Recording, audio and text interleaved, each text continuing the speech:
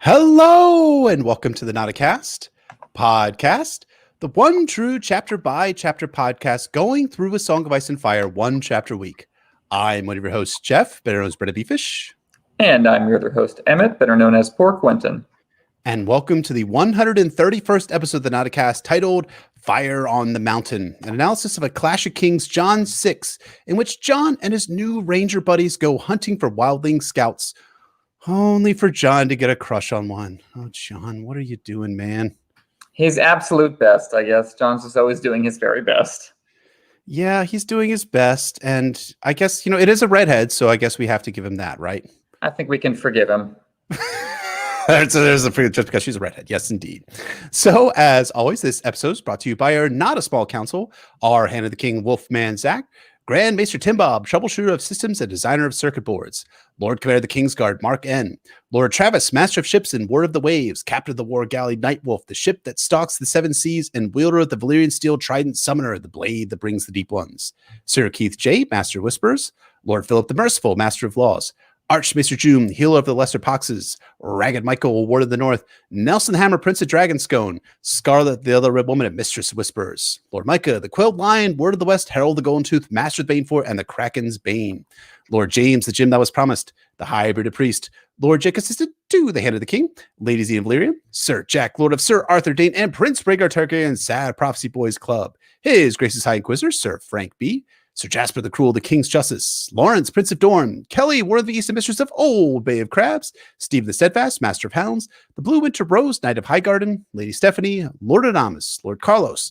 Lord Andrew the Restless, the Priest of the Drowned God, the King's Cook, Noli Oli, Master of Cannoli, Sir Sorsadelica, Low Energy Dent, True Master of the Banefort, and True Master of Coin, Lord Penchant for Nostalgia, Queer Alex, who has a new title, which is Beyonce's favorite stan and bastard of Chromatica, Rainbow Commander, the Ladies and Gentle Dems, Haldover, the Waiter for T-Wow, A.A. Ron, Dampere, Prophet of the Forsaken, and High Priest of Euron Crow's Eye, Lieutenant Glenn, Lord of H-Town, Veneris of House Colgarian, the first of her name, Princess of Dragonstone, Mistress of Art, the Overworked, Queen of Pencils, the Eraser in the First Draft, Queen of Monochrome, Devotee the Great, Game of Thrones, Portress of the Realm, Lady Realist of the Seven Kingdoms, Blender Paints, and Maker of Drawings, Lord Adam T., Lady Alexander of Tarth, Sir Christoph Logus, Bloody Scorpio of the Redfield, Defender of the Letter of Kin, and the Wolverine of House Corgoyle, Lady Elizabeth, Mistress of Horse-Faced Lesbians, Sir Josh Snow, Bastard Bounty Hunter of the North, Surveyor, Chief of Parties of the Frozen Wastes, Lord Peter, Lady Ashley, the Dead Shepherd Reborn, Preacher of the Poor Fellows, Marshall, Harrison, Absent, Shipwrecked in the Jade Sea, Grave Rob Stark, the Cadaver King and Horror of Harrenhal, Ola, proponent of establishing a feudal pseudo-democratic system of great councils wherein every count votes, Sir Tim, the knight who is guided by voices, Lord Nick, Thucydides, Lord of Plagues, Sir Jack, Lord of Sir Arthur Dane, and Prince Rhaegar Targaryen, Sad Prophecy Boys Club. Yes, I know it is 2 times that person is on the small council list, not a small council list, rather, and that is intentional. The person is did a patron for a friend up there, so we appreciate it. Thank you very much. Anyways, Lord Jean, the Splendid, Master of Coin, Warden of Tampa Bay, Lady Anna, the Lovely Castellan, Pat Ironwood, the Blood Royal and Guardian of the Boneway, Lord Charles Tyrell of Highgarden, Lord Paramount of the Manor, Defender of the Marches, High Marshal of the Reach, Ward of the South, and the heir of House Tyrell, Luke, Lord of Lone Leaf and the Pillar of Autumn, Squid Pro Quo, Master of Zorse, Joe Snow, King of the Metro North and Protector of the Tri-State, Hedgegul, the Captain of the Airship Arrogance, Squire Matt S., Future Matt S., the one who will bring balance to the kingdoms, B-Word, Queen Beyond the Wall, and our newest member of the Not a Small Council. Everyone give a warm welcome to Lord Kyle. Thank you to all our patrons, and welcome to Lord Kyle. And thank you to our counselors as always, and a special welcome to Lord Kyle. Thank you so much for being with us. Absolutely. And our spoiler warning, as we say in every episode, we'll potentially talking about all published books. That is the 5 novels, 3 docu-novellas, histories, interviews, the Winston Winter sample chapters, as well as Game of Thrones TV show. Anything and everything. Our question this week comes from Sir Darren S., a sworn sword, who asks, during my quarantine, I've had a few things to think about, and one of them has turned into a rather head-scratcher is the question of Longclaw being at the wall. Why would House Mormont, one of 2 houses in the north by my count, forsake their priceless family heirloom to an old man destined to die childless at the wall? Furthermore, the family seems to be just fine with maids just giving away the sword. Alice and Mormont doesn't even bring up the sword at all during Ash's chapters. I find it increasingly unlikely that the house is egalitarian and martial as Mormont could be chill with just giving away a sword such as this, when the sword could be used as part of a bargaining tool to negotiate a good wedding. Is this a case of George needing Jon Snow to have a Valyrian sword, or is there something else going on? I hate to place this on the Blood Raven is plotting this out and Jon is too dumb to figure it out list, but something doesn't square up. What do you think about that, Jeff? I mean, if J.R. Mormont wants to just take Longclaw to the wall and sit on it and let it rot behind his closet or whatever he said in book 1, I mean, is there really any way for the other Mormonts to stop him? Not really. And I do kind of wonder whether like this was part of the bargain for J.R. Mormont when he's like, okay, Lady Mage, you can become the Lady of Bear Isle, but I'm taking my fucking sword with me up to the wall. So you're going to have to live with that. Are you good? Sound like him. Right. I mean, it kind of does sound like him. He would just be gruff, like, no, that's my sword. I'm a guy. I have the sword, and I can't give it to Jorah because he's a fucking piece of shit. It's really unfortunate how House Mormont is doing these days. I think that, you know, at the end of a Game of Thrones, it's brought up about Jorah Mormont, how he basically brought shame to the Mormont family. And it does feel like at some level, Jorah Mormont was planning on returning the sword to Jorah after he died. So his assumption was that Jorah Mormont would follow Jeor in terms of being the heir of Bear Isle and would also be the Lord of Bear Isle. And of course, he was the Lord of Bear Isle for a short while, but Jorah Mormont was still alive and Lord Commander of the Night's Watch. And that, of course, ended very poorly because Jorah Mormont ended up being, again, an enormous piece of shit in selling people into slavery, to a Tyroshi slaver, as we find out in a Game of Thrones. I do think that there is a potential element, too, about Jorah Mormont, and we don't really see this explicitly in... And you can correct me if I'm wrong. We don't see this explicitly in the interactions of Jorah Mormont, but there might be like a misogyny aspect to it too, where Jorah's like, yes, this sword can go to Jorah, or I guess another dude, but it's definitely not going to Mage. It's not going to Alysanne. It's not going to Daisy. It's not going to any of my nieces who could potentially wield it. I do think that might be a factor as well, because as much as Jeor is a sympathetic character, he does retain some of the hallmarks of both Westerosi patriarchy as well as the noble culture, which seems to embrace the patriarchy, so to speak. What do you think, sir? Correct me if I'm wrong, but I think Jorah had the sword for a bit, right, and left to the Bear Island. Right. Yeah. Exile, and then it somehow ended up on the wall, which makes me think, that this was just a thing in book 1 that George wasn't thinking the backstory too deeply. He just wanted Jon to have his own sword that wasn't ice. But thinking about within the family dynamics, looking at the other Mormonts, maybe the reason they were fine with this, they have their own weapons, they have their own fighting styles, they don't necessarily need a long sword, and that's obviously not the only way to fight. And maybe they just, you get the sense of the Mormont woman from what you see them in the Storm Swords, that they kind of just look at the men in the family as just kind of preposterous, and are definitely wounded by what happened with Jorah, and are probably put off by Jeor, but they have each other, and there's plenty of them, and they have their people, and they don't seem especially wounded by it. So it might just be Jeor's pride and just kind of sulking into himself that leads the sword where it is. But it's clearly an open wound, and he wants someone to pass it to, just not the people he could have. Which is that's the double-edged sword, so to speak, of the found families. Like it's very sweet, but it's also in the shadow of the bonds you didn't have. So there's a sadness to the Mormonts in that way. I agree, and I do think like there's what's the distinction, the Watsonian versus the Doylist perspective, where the Watsonian is like the in-universe explanation, the Doylist is the external. Or do I have that reversed? Either or. I think good. I'm good. I'm so good. It's so good to sound smart. The Doylist perspective is the one that Darren puts out in the question, is that George did need Jon Snow to have a Valyrian steel sword, likely in his confrontation with the others. As we find out, at least in show canon, Valyrian steel is one of the few substances, to include obsidian, that can actually kill an other, and that seems to be the way that George wanted to have Jon to gain that weapon in order to kill another. But again, I do like the in-universe explanations that you provide, sir, and I think there's potential that is in play here. It might also be something that George wasn't really thinking about. He's like, Jon needs a Valyrian steel sword, but ice is going to be in King's Landing, so he can't have ice. So what's he going to have? Oh, okay, yeah, Jeor Mormont obviously has a Valyrian steel sword that he has here up at the wall, and he's giving it to Jon Snow. Very convenient. Absolutely. So thank you, Darren, for the question. If you'd like to ask us questions, we answer here on the Not a Cast podcast. You are welcome to become a Sworn Sword or higher level patron over at patreon.com/notacastassoiaf, where you can get show notes, bonus episodes, merch, and more. Absolutely. And we're pleased to reveal that our next patron-only episode for all $5 and up patrons will be a full movie review of the movie Kingdom of Heaven. No, not that shitty theatrical cut that came out that the theaters botched and ruined the artistry of Ridley Scott. No, it's actually the director's cut. That is the glory piece atop Ridley Scott's cinematic crown. And we'll be joined for that Patreon-only episode by Luke is Amazing on Twitter. He is also the co-host of the People's History of the Old Republic podcast, which is a great podcast. If you guys love A Song of Ice and Fire, you would love some of the Old Republic stories that have come out in the years since BioWare released Knights of the Old Republic back in 2003. So again, you could find that episode at the end of the month and find all of our other bonus episodes again at patreon.com/Nauticast, ASOIAF. But enough about Patreon. When we last checked in with John back in the year 1945, he had discovered an innocuous cache of obsidian weapons at the Fist of the First Men and volunteered to go with Corn Halfhand into the Frostfangs to track down what Mance Rayder was seeking in the mountains. Does this feel like a different series than the one we've been covering so far in all of our other point of views in A Clash of Kings? It does for me, at least. And I love it. Let's find out what happens to John as he journeys to the Frostfangs in this synopsis of A Clash of Kings, John 6. They could see the fire in the night, glimmering against the side of the mountain like a fallen star. It burned redder than the other stars and did not twinkle, though sometimes it flared up bright and sometimes dwindled down to no more than a distant spark, dull and faint. John thinks that the fire is 2,000 feet up and a half mile ahead, and it would see anything coming up that way. Squire Dolbridge thinks it's wildlings watching for them. Dolbridge was called Squire Dolbridge because he squired for a king. The name had even stuck after the king had died. Regardless, Dolbridge wonders why Mance fears, while Eben, another ranger, thinks Mance would flay them if they knew they lit a fire. Fire is life up here, said Corn Halfhand, but it could be death as well.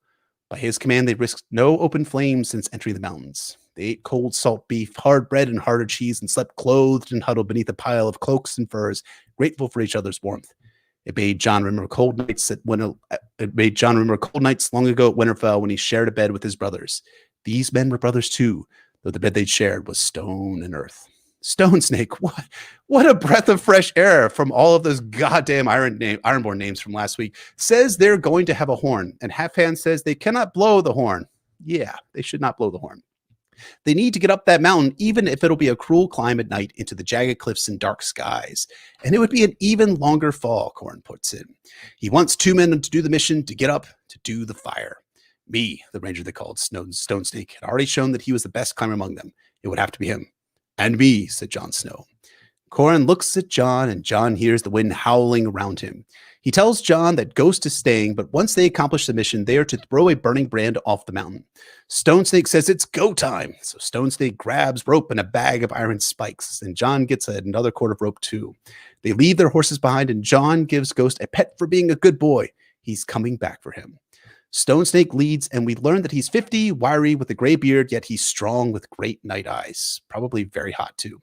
Jon knows they need that night vision out here now, as they would be climbing the mountains lit white and silver by the moon. It's beautiful imagery that George embeds into this chapter.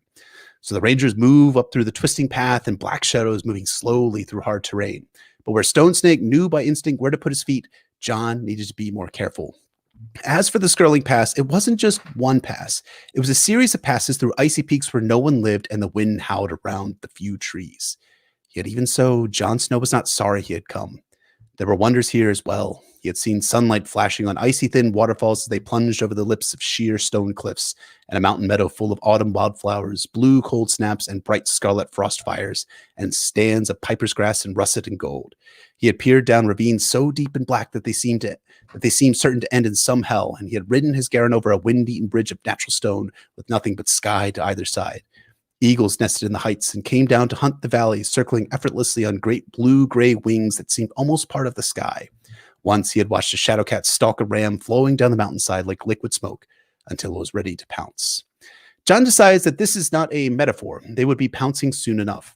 He's got Longclaw with him, along with a derrick and a dagger, and if he had to move in for a closer kill. The men move up the trail for a while, with the mountain obstructing their view of the fire for a time before the fire would always reappear. And they inch forward through the winding, dangerous trail too narrow for horses. One step and another, Jon told himself. One step and then another, and I will not fall. Jon hadn't shaved his peach fuzz that he called a mustache, and now it was covered with frost. And then the wind picked up as he clings to the rock, praying not to get blown off the mountain. One step and then another, he resumed when the gale subsided. One step and then another, and I will not fall. Now they are so high that Jon doesn't want to look down. He tries to remember what Stone Snake told him about clinging to the mountain like it was his mother's nip. Jon jokes, saying that he never knew who his mom was, but that wasn't so hilarious that he found out here in the Frostfangs. He was not joking about it now. But now the track ended and they come to black granite. They need to climb so as to be above the wildlings. Stone Snake tells John that they will work together, connecting the rope to each other and taking stakes to the face of the mountain. John doesn't even answer before Stone Snake is clambering up the mountain. John watches Stone Snake, studying him as he moves, and then attempts to replicate him moving up the mountain after him. But as soon as he catches up with Stone Snake, he moves up and away from John. As John moves, he tries tapping on the spike with a hammer, afraid the wildlings would hear him. He keeps holding onto the mountain, practically yelling at himself not to look down. His foot slips once and his heart stops, but John does not fall. But the cold seeps into his fingers, but he keeps his gloves off, afraid that he would fall. He hopes that the skin would grow back from the skin he was ripping against the cold and stone. Maybe he could even keep all of his fingers by climb's end. Up they went, and up and up and up, black shadows creeping across the moonlit wall of rock. Anyone down on the floor of the pass would have seen them easily, but the mountain hid them from the view of the wildlings by their fire. They were close now, though. John could sense it. Even so, he did not think of the foes who were waiting for him, all unknowing, but of his brother at Winterfell. Bran used to love to climb. I wish I had a tenth part of his courage. Okay, I'm not feeling any emotions at all about John wishing that he was as brave as Bran. None of us are, of course. Us big, strong man. The sheer face of the wall was broken by fissures in the stone, and Stone Snake reaches up a hand to pull John up. Once up, John copies Stone Snake and gets his gloves back on, and then they crawl towards the fire. They find that the wildlings had built a watchfire in a shallow depression, and John and Stone Snake crawl right over the men they had to kill. They see one of the wildling dudes with flaming red hair asleep under a mound of furs, while another was staring at the fire, complaining about the wind, and the third was watching the pass. That guy had the horn Corin said they would have. 3. For a moment, John was uncertain. There was only supposed to be 2. One was asleep, though, and whether there was 2 or 3 or 20, he still must do what he had come to do. Stone Snake touched his arm, pointing at the wildling with the horn. John nodded toward the one by the fire. It felt queer picking a man to kill. Half the days of his life had been spent with sword and shield training for this moment. Did Robb feel this way before his first battle? He wondered, but there was no time to ponder the question. Stone Snake moved as fast as his namesake, leaping down on the wildlings in a rain of pebbles. John slid Longclaw from its sheath and followed. It all seemed to happen in a heartbeat. Afterward, John could admire the courage of the wildling. He went first for his horn instead of his blade. He got it to his lips, but before he could sound it, Stone Snake knocked the horn aside with a swipe of his short sword.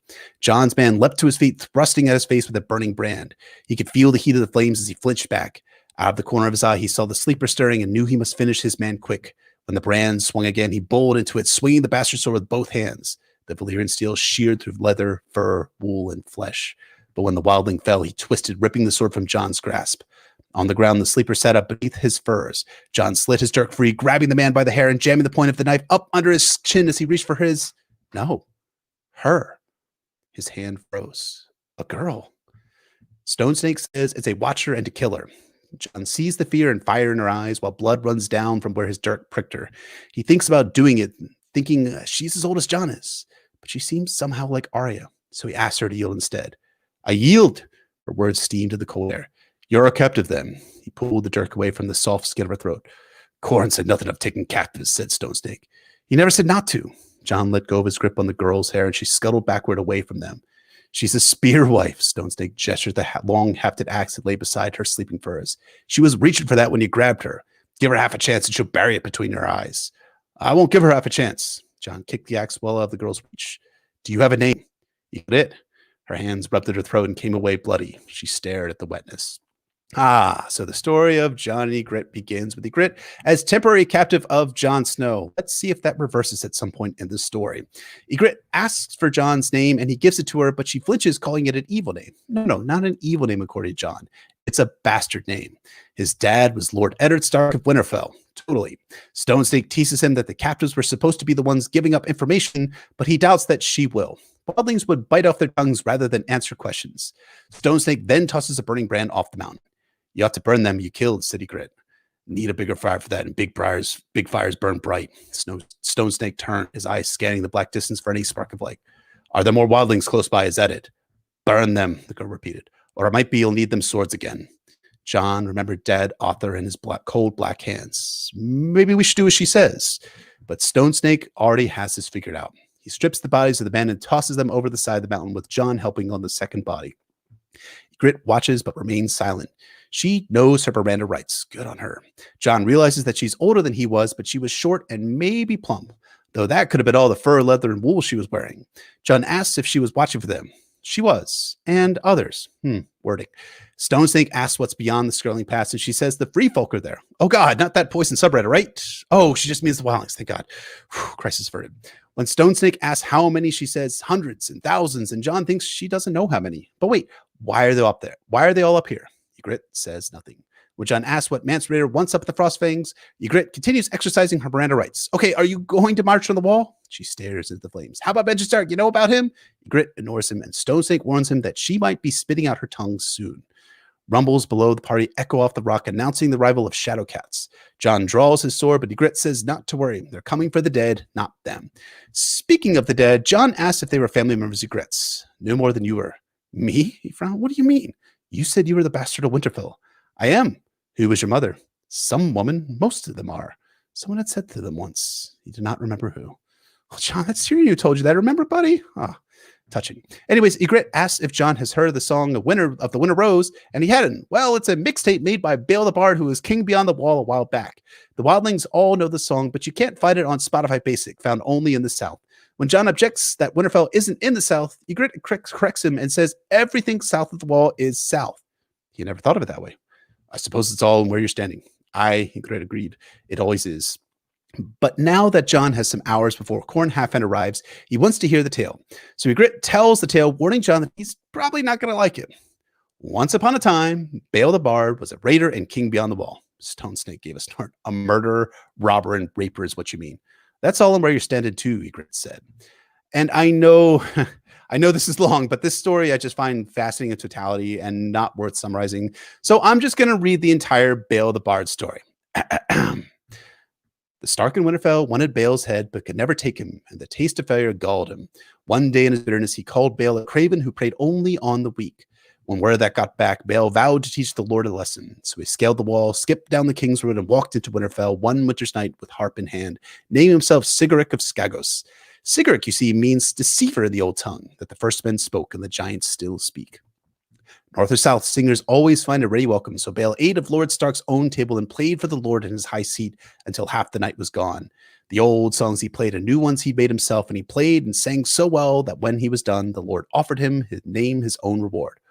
All I ask is a flower, Bale answered, the fairest flower that blooms in the gardens of Winterfell. Now, as it happens, the winter roses had only then come to bloom, and no flower is so rare nor precious.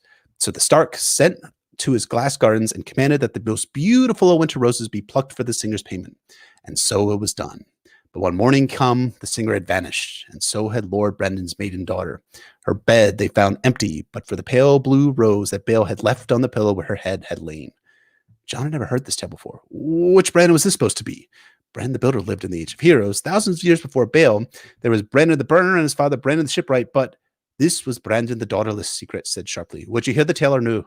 He scowled. Go on. Lord Brandon had no other children. At his behest, the Black Crows flew forth from their castles in the hundreds, but nowhere could they find any sign of Bale the Boar's maid. For most of a year, they searched to the Lord lost heart and took to his bed, and it seemed as though the line of Starks was at its end. But one night, as he lay waiting to die, Lord Brendan heard a child's cry. He followed the sound and found his daughter back in her bedchamber, asleep with a babe at her breast. Bale brought her back? No. They had been in Winterfell all the time, hiding with the dead beneath the castle. The maid loved Bale so dearly she bore him a son, the song says. Though, if truth be told, all the maids love Bale in them stories, he wrote. Be as that as it may, what's certain is that Bale left the child in payment for the rose he'd plucked unasked, and that the boy grew up to be the next Lord Stark. So there it is. You have Bale's blood in you, same as me. That never happened, Jon said. Ygritte shrugged. Might be it did, might be it didn't. It's a good song, though. My mother used to sing it to me. She was a woman, too, Jon Snow, like yours. She rubbed her throat where his dirk cut her. The song ends when they find the babe, but there's a darker end to the story. 30 years later, when Bale was king beyond the wall and led the free folk south, it was young Lord Stark who met him at the frozen ford and killed him. For Bale would not harm his own son when they met sword to sword. So the son slew the father instead, said Jon. Aye, she said, but the gods hate kinslayers, even though they kill unknowingly. When Lord Stark returned from the battle, his mother saw Bale's head upon a spear. She threw herself from a tower in her grief. Her son did not long outlive her. One of his lords peeled the skin off of him and wore him for a cloak. Your Bale was a liar, Jon told her, certain now. No, Ygritte said, but a bard's truth is different than yours or mine. Anyway, you asked for a story, so I told it. She turned away from him, closed her eyes, and seemed to sleep. I know that was probably way, way too long, and everyone is criticizing my accent and not committing to the Scottish accent, but I try to, trying to mix it up a little bit. I'll explain at some other point. Whatever. Fuck it. On we go. Qhorin Halfhand decides to drape his arrival in Sir Arthur Dane's imagery as he arrives at dawn. Because of course, Qhorin Halfhand is Sir Arthur Dane, right? No. Jon wakes Ygritte up and they descend down the mountain to meet them. Ghost runs up to Jon and Ghost and Man play to Ygritte's shock and fear. Qhorin says nothing about Ygritte when he shows up. Stone Snake makes a quick report about there being 3 wildlings, and Eben responds that they saw the remains of the 2 the cats left. She yielded, Jon felt compelled to say. Qhorin's face was impassive. Do you know who I am? Qhorin Halfhand. The girl looked half a child beside him, but she faced him boldly. Tell me true. If I fell into the hands of your people and yielded myself, what would win be? A slower death than elsewise. Qhorin turns back to Jon and says they can't feed her or spare men to watch her. Dolbridge says that they need to get up to the wildlings in silence. Eben draws his dagger and says they need to silence her forever. And Jon, bless him, says that she yielded. Then you must do what needs to be done, Qhorin Halfhand said. You are the blood of Winterfell and a man of the Night's Watch. He looked at the others. Come, brothers, leave him to it. It will go easier for him if we do not watch. And he led them up a steep, twisting trail toward the pale pink glow of the sun where it broke through a mountain cleft. And before very long, only Jon and Ghost remained with the wildling girl. Jon thinks Ygritte would try to make a run for it, but she just stands there. She says that he never killed a woman before, and Jon shakes his head. No, he never has. We die the same as men, but you don't need to do it. Mance would take you. I know he would. There's secret ways them crows would never catch us. I'm as much a crow as they are, Jon said. She nodded, resigned. Will you burn me after? I can't. The smoke might be seen. Ygritte says it's fine. It's totally fine. She'll end up in the belly of a shadow cat as Jon draws Longclaw. He asks if she's afraid, but she's not anymore. Now the sun's up. She pushed her hair aside to bare her neck and knelt before him. Strike hard and true, crow, or I'll come back and haunt ya. Longclaw was not so long or heavy a sword as his father's ice, but it was Valyrian steel all the same. He touched the edge of his blade to mark where the blow must fall, and Ygritte shivered. That's cold, she said. Go on, be quick about it. He raised Longclaw over his head, both hands tight around the grip. One cut with all my weight behind it. He could give her a quick, clean death at least. He was his father's son. Wasn't he? Wasn't he? That's just great by George. Do it, she commanded. Do it, she urged him after a moment. Bastard, do it. I can't stay brave forever. When the blow did not fall, she turned her head to look at him. Jon lowered his sword. Go, he muttered. Ygritte stared. Now, he said, before my wits return. Go. She went. And that is Clash of Kings, Jon 6. You know, as much as I love the politics of King's Landing, the House of the Undying, not Karth, but definitely the House of the Undying, and all the terrific character work George is doing with Tyrion, Daenerys, Sansa, Theon. Just, Jon is just another breath of fresh air that shocks the system and really got my mind back into Jon's story. I think this is a great chapter, and I'm curious what you thought of it, sir.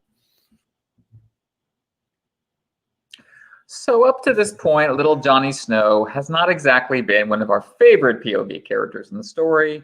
His chapters have served their structural purpose in his arc, and there's been some great scenes along the way. The zombie attack, Maester Aemon's monologue, Craster's Keep, but they haven't pulled as much out of us as, say, Catelyn's chapters. This is where that changes. From this point on into A Storm of Swords and A Dance with Dragons, Jon becomes one of my favorite POV characters. The stakes ramp up dramatically, and Jon is forced to put into action everything he's learned. The wildlings become increasingly central to Jon's arc starting with this chapter, and George does some of his best work in the series writing the wildlings as both individuals and a group of tribes united only by Mance.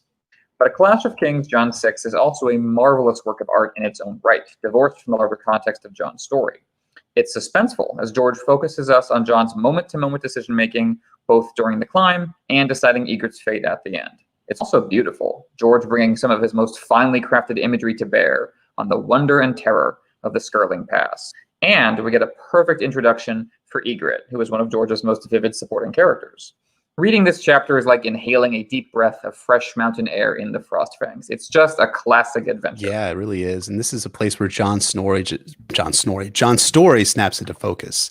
The struggles that he experiences are less, I want to be the hero, but I can't. Woe is me. And more an escalating series of moral quandaries that cap off with John declaring that he'll ride for Ramsay in the Shield Hall. Really, a lot of that starts right here in this chapter. But even though John hasn't been our favorite point of view character in A Clash of Kings so far, and even in A Game of Thrones, I do want to highlight how George is integrating setup from earlier chapters into this specific chapter. Specifically, I'm thinking of Elsie Mormont's lack of moral leadership regarding Craster and his wives, leading to the thrilling conclusion of this chapter. Remember back in John 3, where John is questioning Mormont about why they are keeping Craster, this fucking monster, alive, and Mormont gets all moral equivocating on the greater good. Here we're seeing real growth in John, springing from his questioning of Mormont. The greater good in this scenario might just be to kill Ygritte. That way the wildlings wouldn't discover that the half-hand was seeking for them and what they were after. That way the wildlings don't hunt Corrin's band through the Frostfangs, which of course is the conclusion of John 7, and of course is the conclusion of John's arc in A Clash of Kings in John 8. But John rejects killing a prisoner of war here. He does the right thing. It's awesome. And it's at personal cost, which is less awesome for John, but really kind of a hell yeah moment from us. That's character growth for John to do the right thing despite the consequences. Unfortunately for John, this will not be the last time he'll be forced into moral quandary. In fact, the stakes will only ratchet up as his arc progresses forward in A Clash of Kings, A Storm of Swords, and A Dance with Dragons. Following up on what you were saying about the setup that is being paid off in this chapter, throughout John's story so far, George has been showing us the Night's Watch in a state of decline. They are low on numbers and resources. The men they do have aren't being used especially well. The powers that be in King's Landing are largely indifferent to their needs. The wall is very difficult to maintain. Wildlings and worse are getting bolder beyond the wall. Elsie Mormont's great ranging, which was supposed to reverse the slow decay of the Watch's position, is starting to come off more like an attempt to go down in a blaze of glory. We will see more of that dynamic at the beginning of A Storm of Swords. It's gotten to the point where a first-time reader may well be wondering how the Night's Watch has held out this long. How do the Black Crows maintain any imposing presence beyond the wall with these weaknesses? Well, just as we saw Barristan trying to keep the dying flame of the white-cloaked Kingsguard alive in Book 1, so we have the black-cloaked Shadow Tower crew in Book 2, exemplifying the remaining strength of the Night's Watch. Corrin Halfhand and his men are so different from the likes of Alistair Thorne and Thorin Smallwood that they seem to belong to a different organization entirely, in terms of individual competence, collective action, and their overall perspectives on themselves, the territory, and the enemy.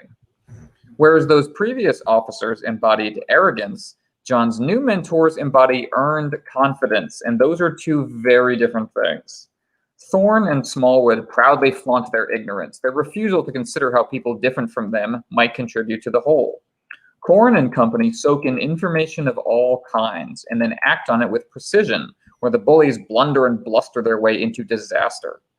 Rather than exalting sword fighting above all else, as Thorne did at Castle Black, these men each specialize in a different area to act efficiently in the wild.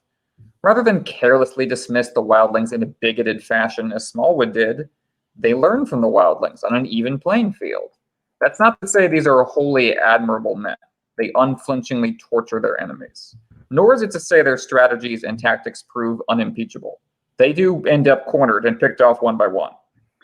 But even in the face of failure, they hold on to their skills and their worldviews. This not only allows them peace of mind in the face of death, it winds up preserving John's life so he can join the wildlings as a spy. Rather than centering their egos, these men think of themselves as part of a whole and act accordingly. This reflects John's own maturation process. He is seeing a different way of being a man and a member of the Night's Watch. Some of their ways he absorbs, others he rejects. Both are crucial into shaping him into a different person from the one who set out from the wall. Yeah, and Corrin and his band of 5. There's only 5 dudes that are up here. It reminds me of a U.S. Army Special Forces A-Team, otherwise known as the Green Berets. Of course, I mean the hit 80s TV show that you all remember. In real life, though, A-teams are set up with each member of a team possessing a specialized skill set to win in any potential confrontation or battle they'll encounter. And historically, Green Berets were expected to integrate into a local culture and learn from the locals in order to win. And that's kind of how Corrin and his team seems to operate here north of the wall. And I was thinking about this too. John has always wanted a sense of belonging, of people who embrace him as one of their own. Being with Corin, this seems like this is the spot where John thought that joining the Night's Watch. This is where basically what John thought that joining the Night's Watch would be like. A true brotherhood, but he would be accepted for his skill sets, and he would be alongside of true brothers of the Night's Watch. John's journey in the Night's Watch thus far has really not been that way. As you were saying, there are plenty of bad rangers like Thorin Smallwood and Sir Alistair Thorne, plenty of poor leaders in high leadership positions like the short-sighted Bowen Marshes of the world. But for the moment, John has finally found a band of warriors who fulfill the idealized imagery of the Night's Watch that he grew up hearing from Ned and Benjen and the songs and stories that singers brought to Winterfell. And I think it's interesting too, because John has been set up that potentially like he's been hearing these songs and stories about the Night's Watch. And so you might think that as he joins up with Corin and hearing more songs about this guy, as we were counting him in a Clash of Kings, you might think this is going to be more smoke with no fire. But the reality is that it actually proves to be fire, and that Corin is both fire, in the metaphorical sense, but also fire in terms of actually being worth a damn as a Night's Watchman. You're muted, man.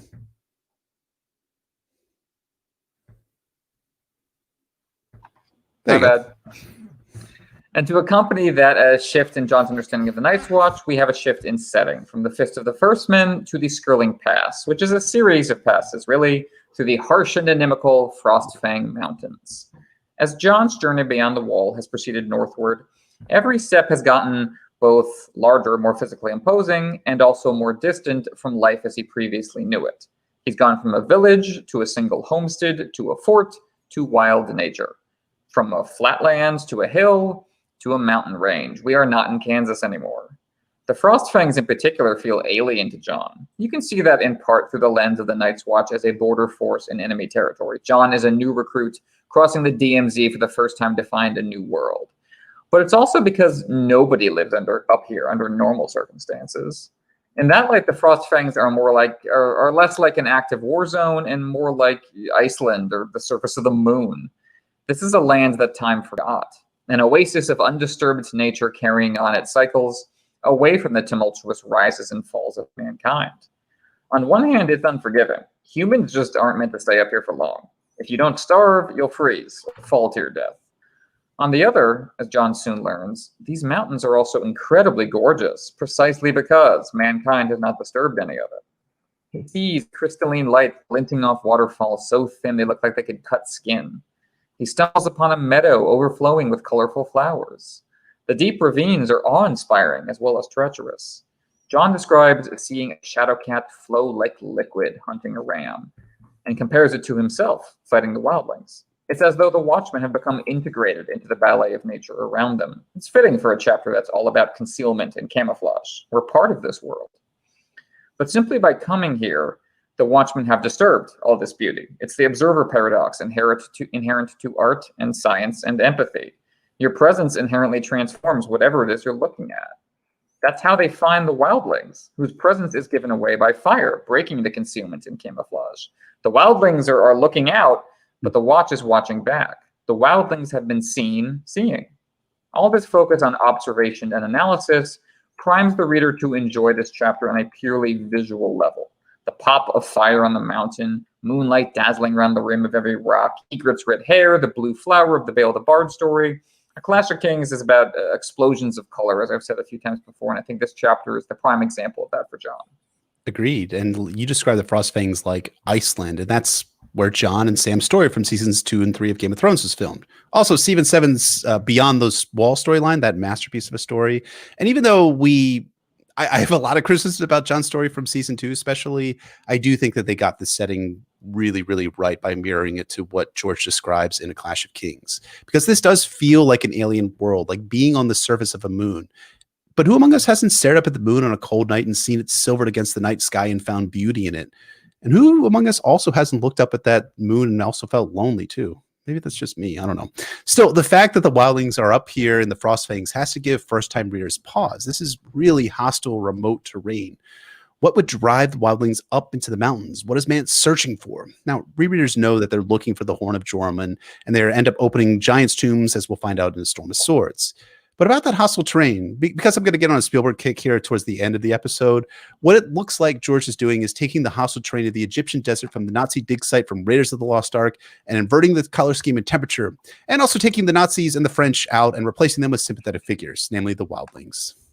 For sure, it's that same pulp pleasure of an Indiana Jones story, but with a little more moral weight. Some of the, a later Spielberg picture, more in terms of the kind of the moral complexity that George is going for. Yep. But all this character and world building work is folded deftly into the background. It's a sedimentary layer under the surface. John 6 is so arresting and memorable because of how it focuses on a concrete goal to be accomplished. It's so clean, thought into action. The opening words don't waste any time. They introduce the problem. They could see the fire in the night, glimmering against the side of the mountain like a falling star. George then introduces our new characters, not through personality-laden monologues, nor by John thinking at length about meeting them. Instead, George introduces them through the lens of the problem. They efficiently offer perspectives, implications, and finally a solution. George is writing the way Corran and his boys think. Focus so intense that it breaks through realism and becomes its own kind of enchantment. This, I can only imagine, is what it feels like when a combat unit is working smoothly in cooperation with one another, as though one cohesive mind.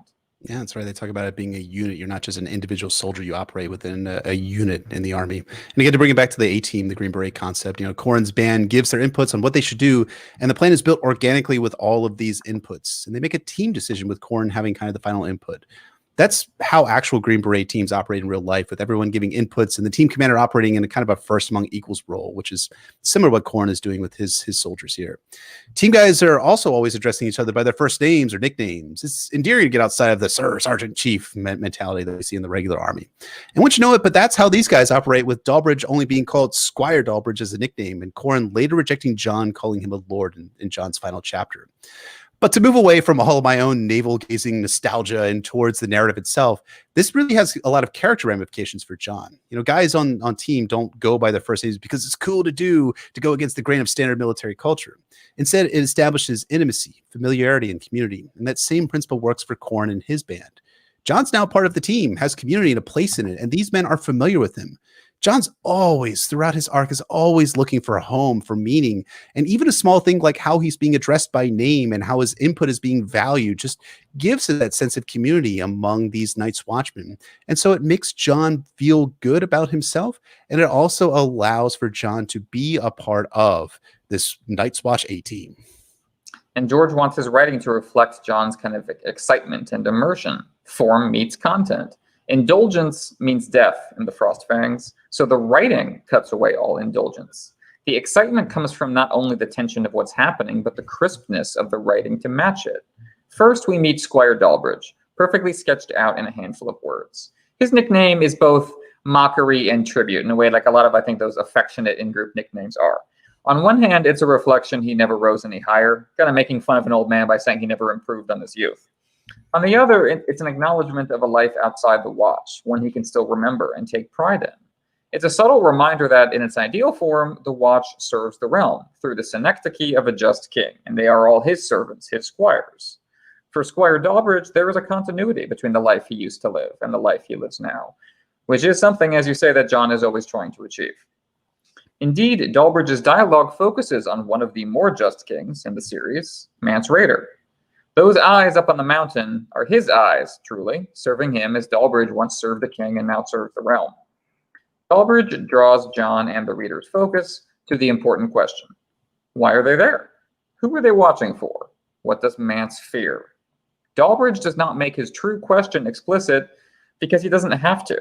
These men know one another just so well that they can speak almost telepathically, communicating with spare phrases like icebergs, knowing that the real meaning is going to get across.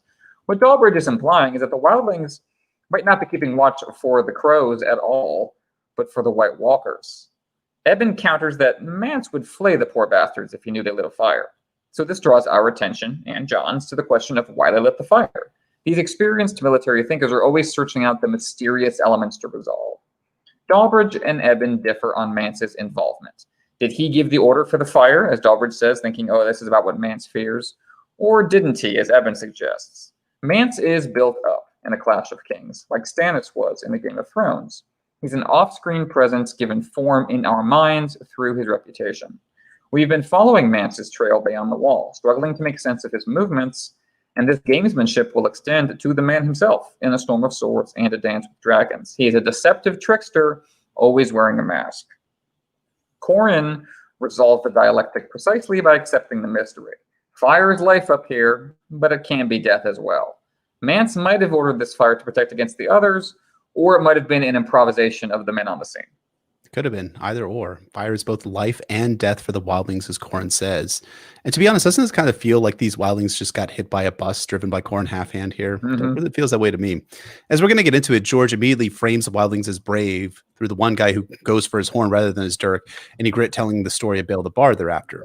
The wildlings are immediately human and not other, and this is supposed to contrast with what Jon has experienced with Craster, as he seemed more beast than man. Like you were saying, the wildlings probably expected the others more than they expected any rangers from the Fist of the First Men. So they chose the safer route in their minds, that the others and the whites would come for them rather than their traditional, in quotation marks, enemy, the Night's Watch. Meanwhile, Qhorin orders no fires lit because he judges that the wildlings are the greater danger than the others and their dead servants. That kind of reads to me like the wildlings are a bit ideologically beyond where the Night's Watch is at, which makes sense given that they've known about the others and whites before Waymar Rice, Will, and Garrett ran into them, and of course before Arthur and Jafer Flowers come south of the wall. Yeah, you're right. It's a great subtle implicit contrast that will become explicit once Jon meets Mance himself and learns what they're up to. Regardless, this fire now means life for the Watchmen and death for the wildlings. That is what the team can and must act upon.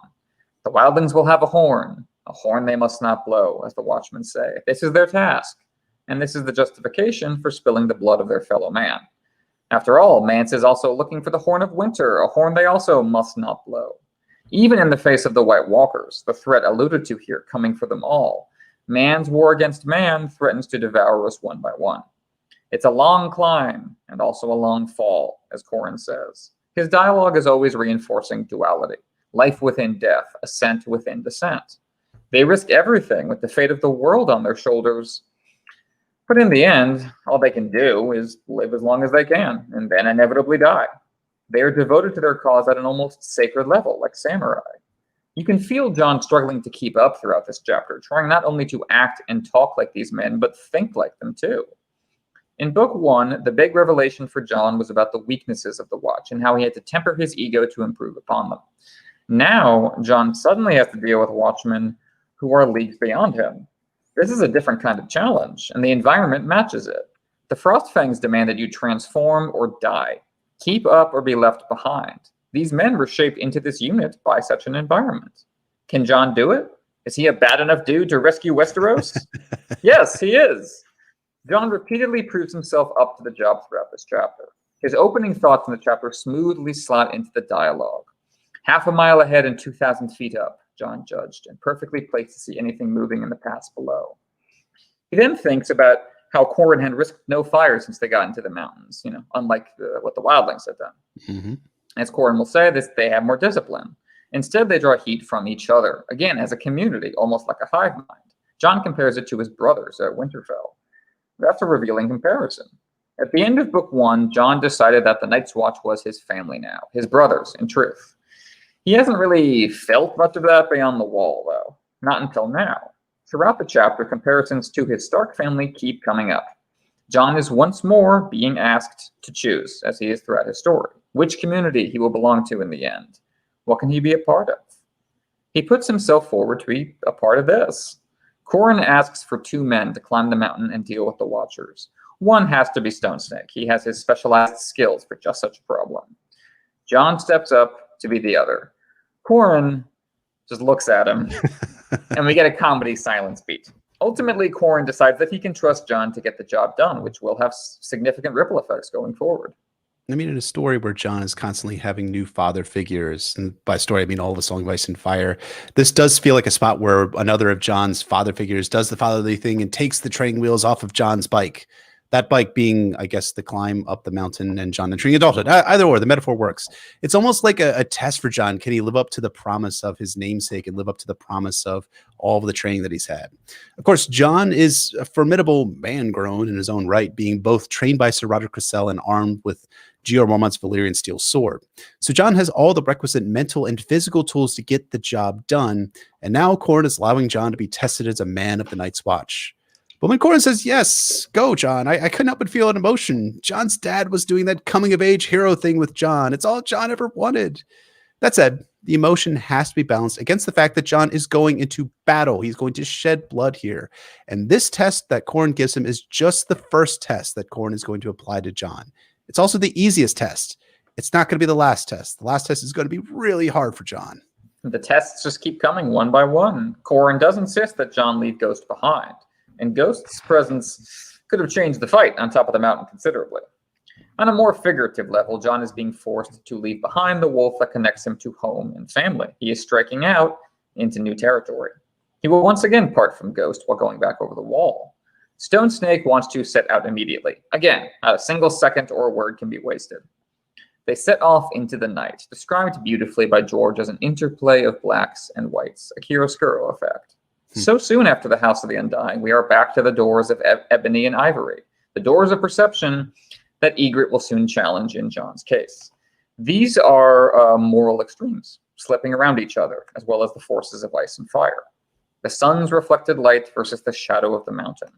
The light crowns the mountain, where the fire sits. The watchmen move in black shadows wearing black cloaks, opposites coming together. And George keeps that thing going by reminding us about Jon's mother. The mountain is his mother now, his mentors tell him, like the mother of mountains in Daenerys' story. Jon is being reborn, broken down to his most basic instincts of survival to be remade in a new image. All he can do is keep going and not look down. If I look back, I am lost.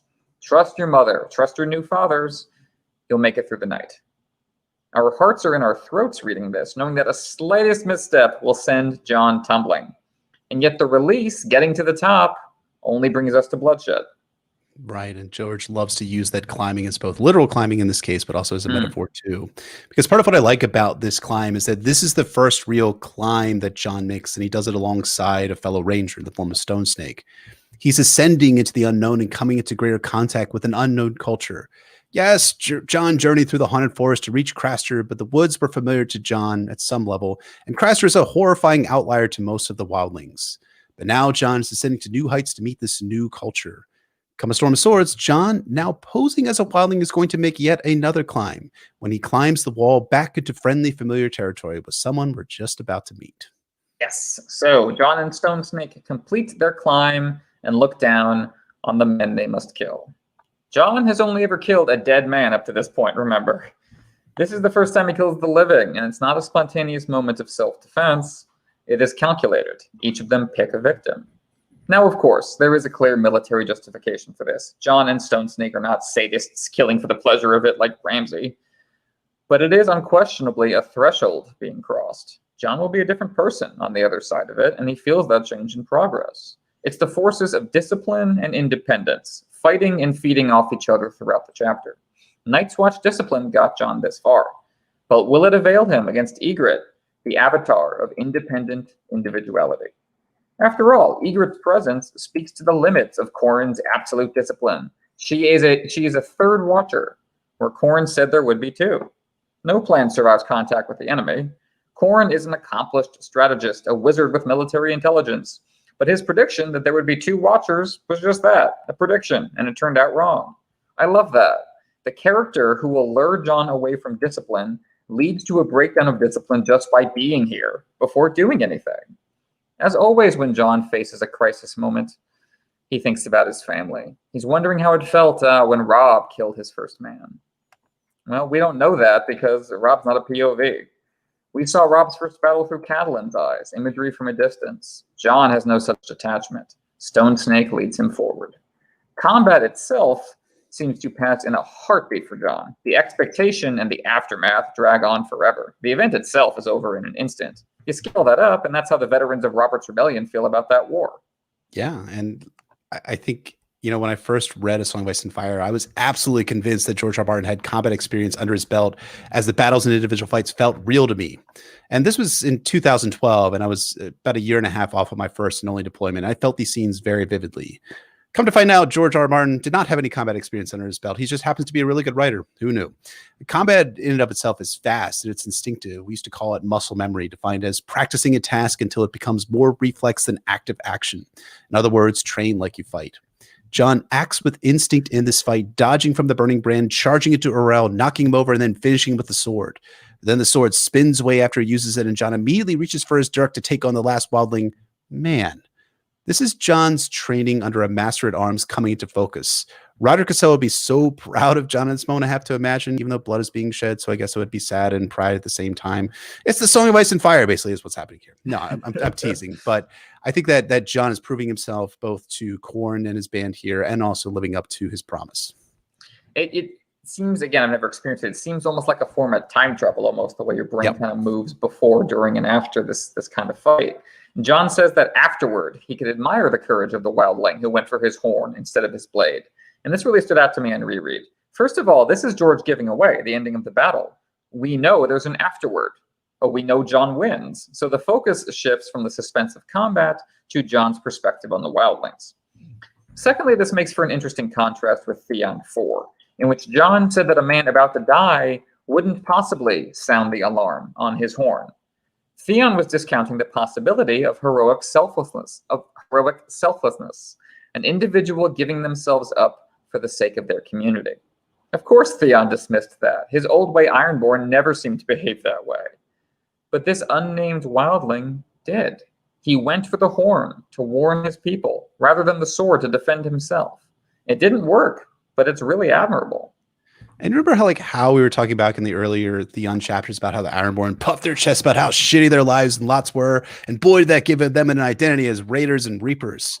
A really bad fucking identity. Qhorin and his party and the wildling watchmen are out in the middle of nowhere, eating bad food, not sleeping much, and in danger, and they are living and dying for each other. Again, Jon talks about how when he was sleeping with Qhorin, it reminds him of his family. He is basically being accepted into a new family here. That's in contrast to the Ironborn, where the material lack has created an island of assholes who loot the bodies of dying comrades that we saw back in Theon 3, who value their own individual safety over that of their comrades. It's an interplay between, group incentives and individual decisions that, makes unpacking culture really difficult, but it's coming together in these contact points. Jon is not only admiring the enemy, but he's admiring them for something that defies stereotypes. Qhorin will tell Jon that the wildlings are all in it for themselves. That's their big weakness. But this hornblower suggests otherwise. He wasn't in it for himself. He was willing to go down for his people. This is crucial for Jon's empathy for the wildlings, a huge part of his story, but all of that is in the future. In the present, they are at war. He cuts down Orell, guaranteeing himself an enemy that will persist beyond the grave, the opposite of Jon's growing empathy. Jon turns to the third wildling, and the rush of battle comes to a shrieking halt. His hand freezes along with his brain. The third wildling is a woman. But, as Stone Snake says, she's also a wildling, a watcher. This is a profound culture clash at work. From Jon's perspective, women are non-combatants, to be extended mercy. Killing her would be an atrocity. That, however, is a cultural logic that does not apply to Ygritte. If it did, she wouldn't be here in the first place. She is a soldier like the rest. Jon's merciful instinct, while speaking to his kind heart, can be seen as ignorant or even condescending. Why should she be treated differently? I'm not saying Jon should slit Ygritte's throat to stay woke, to be clear. I'm saying Jon is entering foreign territory, figuratively as well as literally. In this foreign territory, Ygritte's gender does not prevent her from taking part in war, as Stone Snake points out. She is a spearwife. She was reaching for an axe when Jon attacked, and if he'd been a few seconds slower, she would have killed him with it. The wildlings do not think about women the way the people of Winterfell do. Jon must incorporate that into his evolving mindset as he matures. And just before A Clash of Kings was published, George published, of course, The Hedge Knight, which is a novella that we will hopefully at some point talk about for our patrons. And part of that, at the end of that story, we hear a portion of the knight's oath that every knight is supposed to take when Raymond Fossaway is knighted just before Dunk's trial by 7. In the name of the warrior, I charge you to be brave. In the name of the father, I charge you to be just. In the name of the mother, I charge you to defend the young and innocent. In the name of the maid, I charge you to protect all women.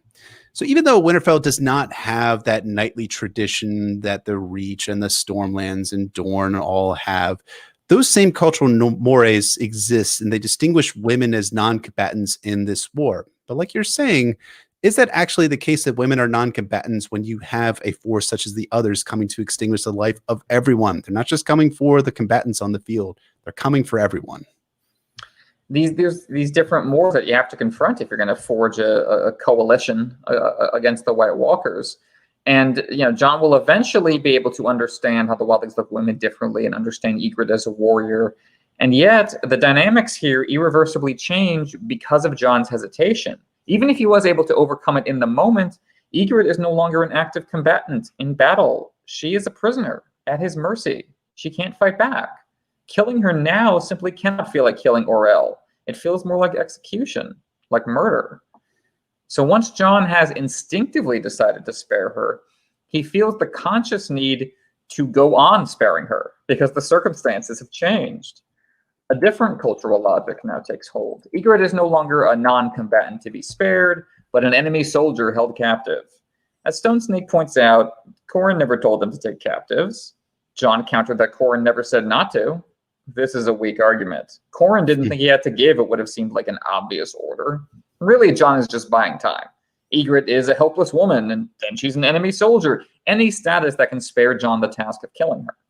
Again, it's a pointed contrast to Theon 4 from last week. Both Jon and Theon are transparently jumping between justifications for what they're doing. But Theon was doing so in order to validate his own violence, whereas Jon is doing so in order to validate an act of mercy, rejecting violence. Because Jon admires Qhorin and company, he feels the need to dress up what he has done in military logic. I will interrogate my captive and gain intelligence. This goes hilariously wrong. Ygritte gives him nothing useful about Mance, nor his numbers, nor his movements, nor his motivations in being up here. And why should she give him anything? He just revealed his soft heart by sparing her, so she knows he's probably not going to torture her. Jon's looking for a reason to keep her alive, but Stone Snake, experienced in the war against the wildlings, knows better. She'd bite off her tongue first, he says, spiting herself rather than give the hated crows anything to work with. Jon, on the other hand, tells Ygritte his name and where he's from. As Stone Snake points out with a chuckle, he appears to have this backwards. You're the interrogator, buddy. They're the ones who are supposed to give you information. But Jon is an open wound, a bleeding heart. Bless him. Once again, it comes back to his family. Jon asks Ygritte about Benjen, and she gives him nothing. The fiery defiance in her eyes initially puts him in mind of Arya, the person he loves most in all the world. It's such a strong association that at first he thinks Ygritte is considerably younger than she is. When he's calmed down, he sees she's a few years older than him. But he still thinks she might be as skinny as Arya under the furs. Jon is attracted to Ygritte without realizing it at first, thinking about her body under the furs right after pricking her throat. Wink, wink. He's gone from nostalgia for the innocence of childhood to the stirring of adult feelings for the woman who will be his first sexual partner. Both of these associations together make killing Ygritte anathema to Jon at a level he can't explain, nor probably even fully understand. She is no longer the other, as you were saying, and the only information she does give them is a reminder that both their peoples live in the valley of the shadow of death. Burn those you killed, or the true others will come for us both. That is the seed of empathy across the borders of the war. It's on that foundation that Jon will start to think of the wildlings as part of his new family, just as much as his brothers in black. They are all part of the great family of humanity. I think that finally dynamic is such a strong theme of this chapter. I mean, Jon starts the chapter off with his new brothers in black, even as he thinks about what Robb was thinking about before his first battle, and then wishes he was as brave as Bran was in the climb, and then thinking that Ygritte reminds him of Arya. Something subtle that I think George does here is put John in the mind state to spare Ygritte by John first thinking of Rob and Bran, his two redheaded half brothers. This coming on the heels of how Gilly reminded John of Arya, Rob, and Sansa from John 3, as we talked about back then. And then when John has his first brushes with Ygritte as a person, she reminds him of Arya both physically and how skinny she probably is under the furs, wink, wink, but also her ferocity and spark of life reminds John of Arya.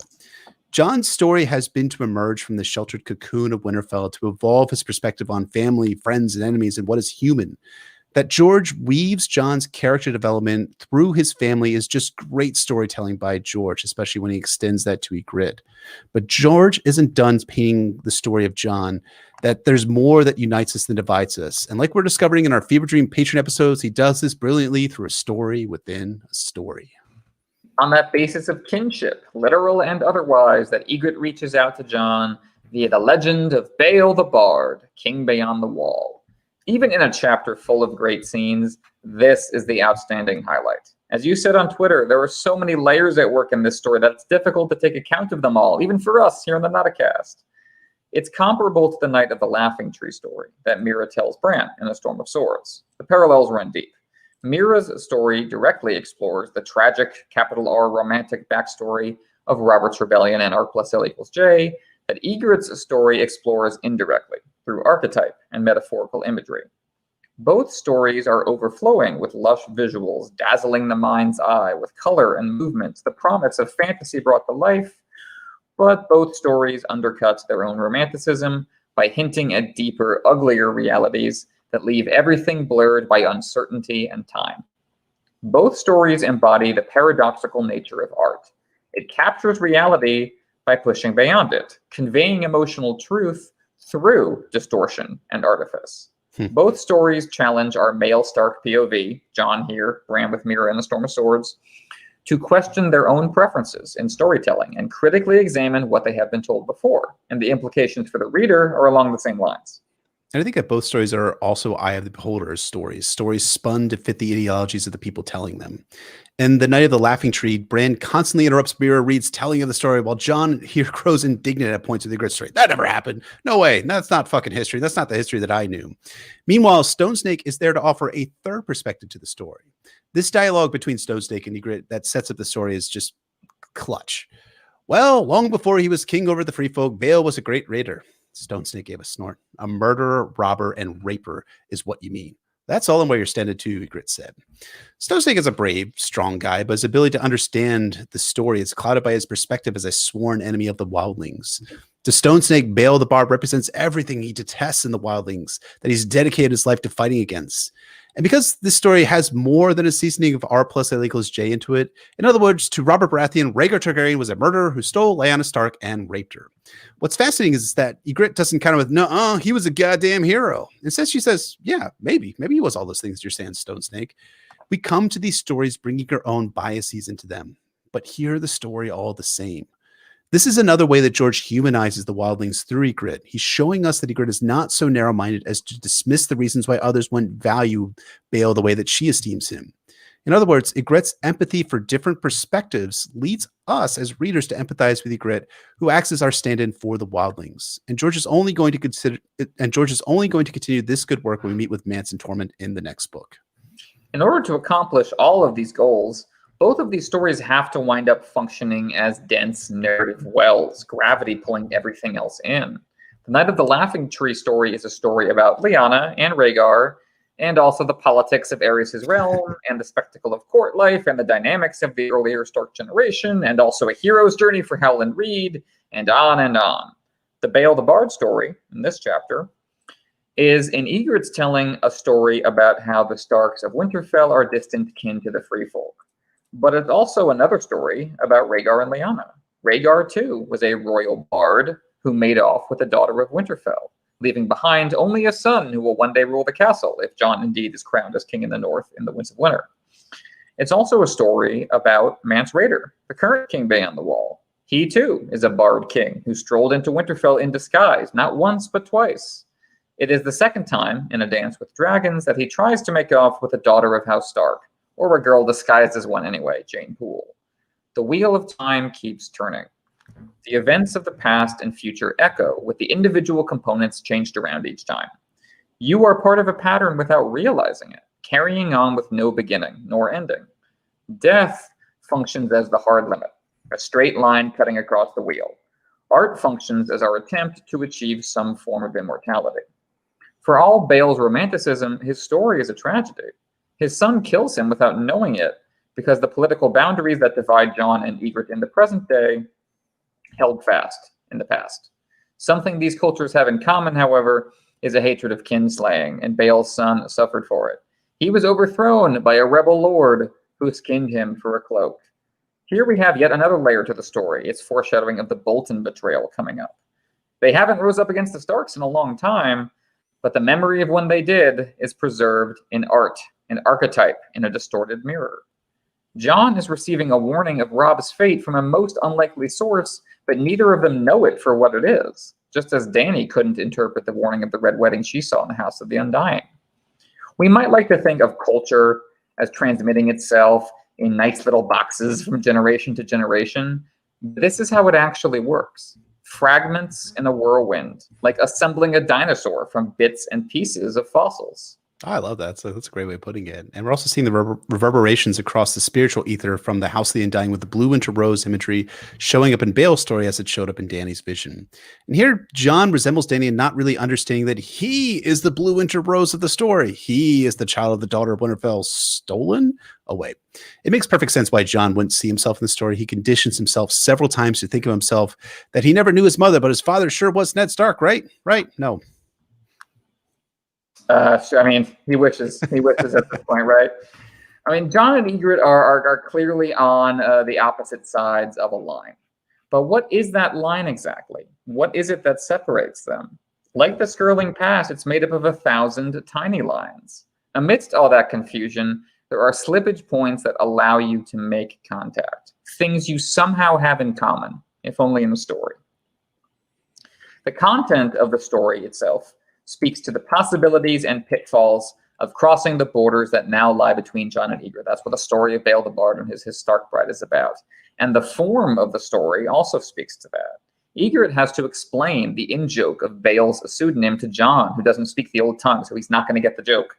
Similarly, Mance's pseudonym, Abel, that he uses in Winterfell, that's a reference to Bale, which Theon doesn't understand. All these footnotes that wither in the perspective of another who doesn't pick up on it.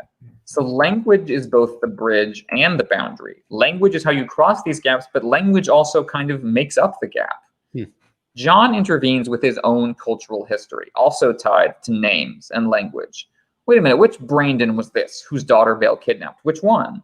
Jon asks this because, like Bran down in the crypts in book 1, he knows all the names. He knows all the Brandons. He knows the histories, the stories, the official canon.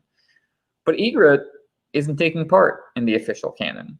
Rather, she's exploring its underside, the preterite proletarian arts of folk stories and unofficial history. This was Brandon the Daughterless, she says, which is to say, this is the Brandon who serves the purpose of this story, which is to be daughterless. Which Brandon it was, if indeed it was a Brandon, is beside the point. Ygritte is not trying to tell a story that fits into Jon's understanding, but challenges it, opening up his self-image to include her and her stories. And even though Jon might be familiar with the Starks from the crypts that he was exposed to, we should also remember that there were deeper layers within the Winterfell crypts that contained Starks from ancient times.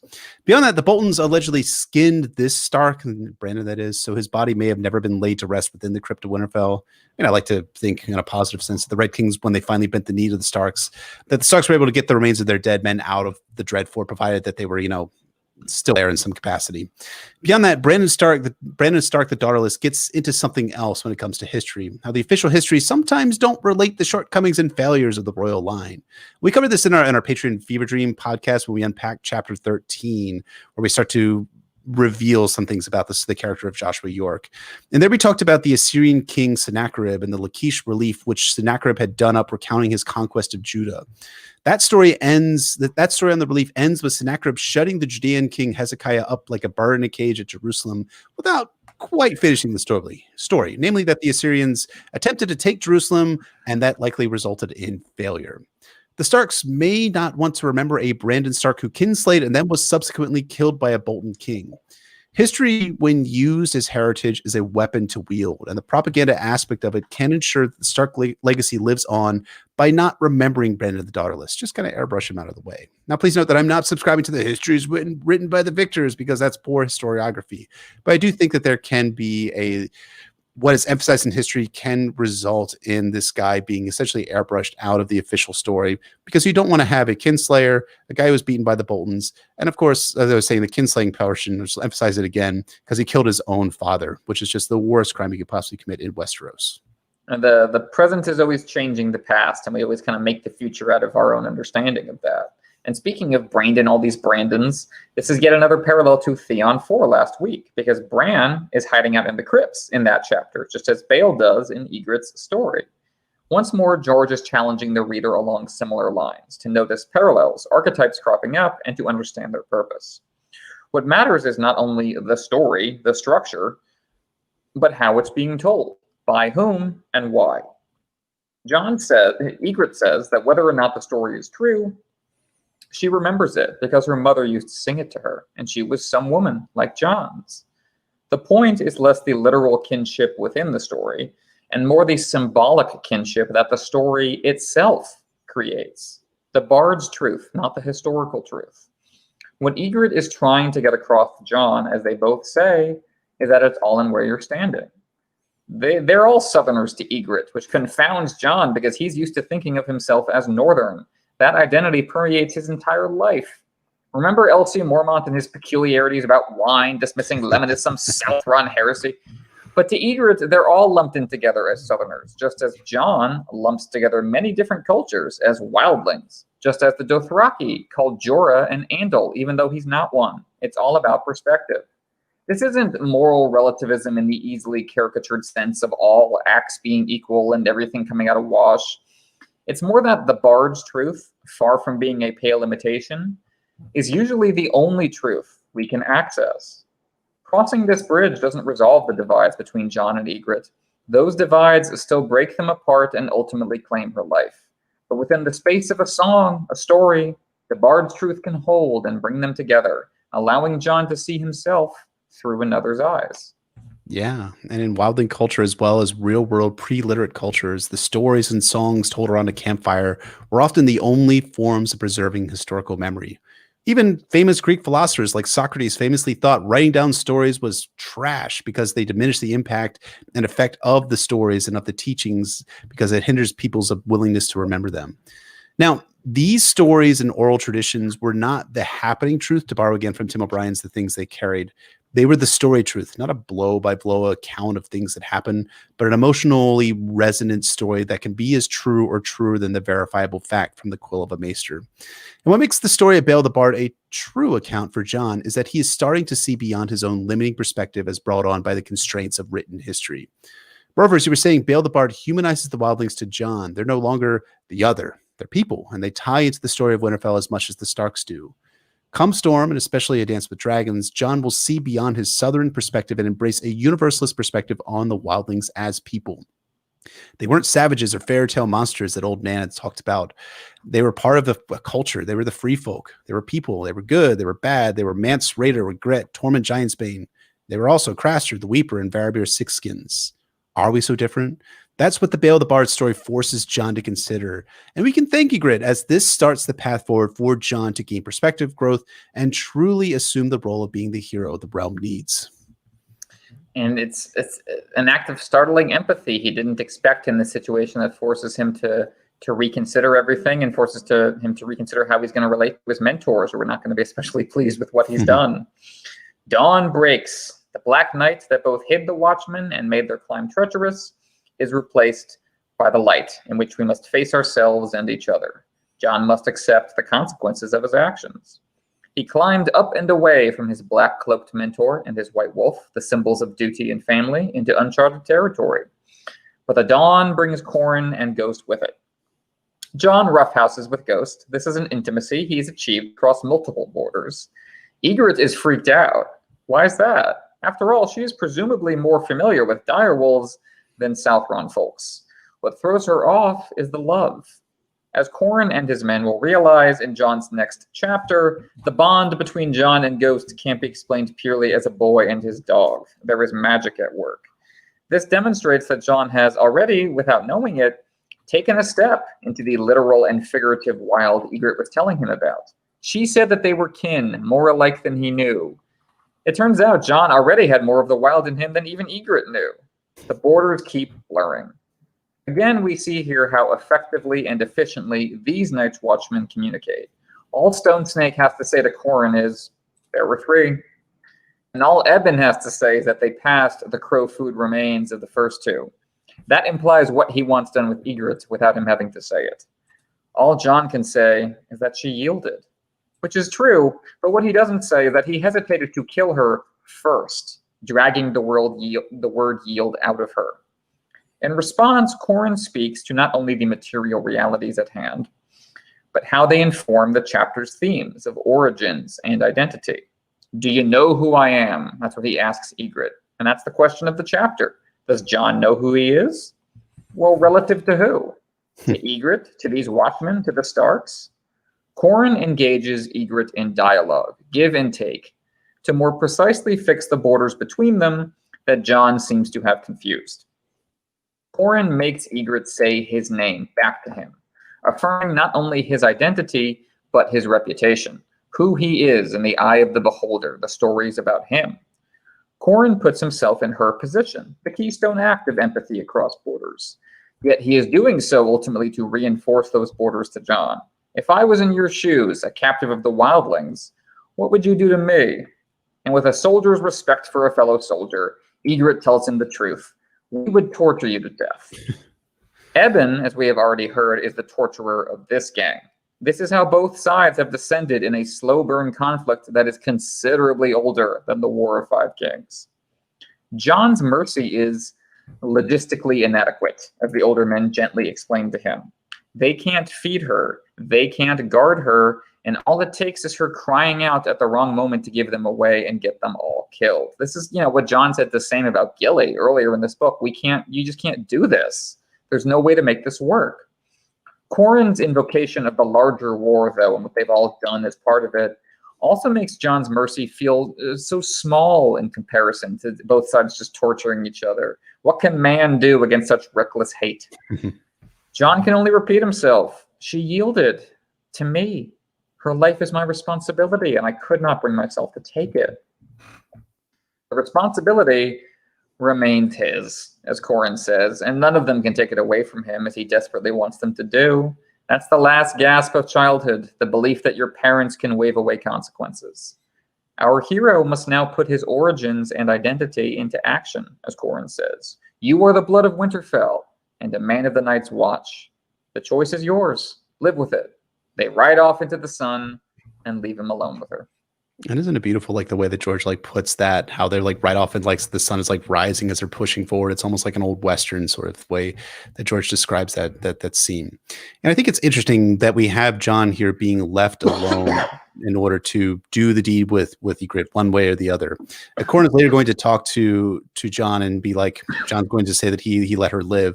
And Corrin's like, yeah, that's fine. Jon's like, wait, what? You're fine with that? And Corrin's perspective said he wanted to get a better sense of who Jon was as a person, one way or the other. The other aspect too about them riding away, is that it leaves Jon with the sole individual responsibility, and it also doesn't allow prying eyes in order to see what he could possibly do. And I want to contrast that with what happens with Jon and the old man at Queen's Crown. There's a couple differences there. The one major one is that, of course, the old man is not a combatant the way that Ygritte is. But the similarity, though, is that they're both captives of Jon. They're both captives of the wildlings in the case of Queen's Crown, the Night's Watchmen here.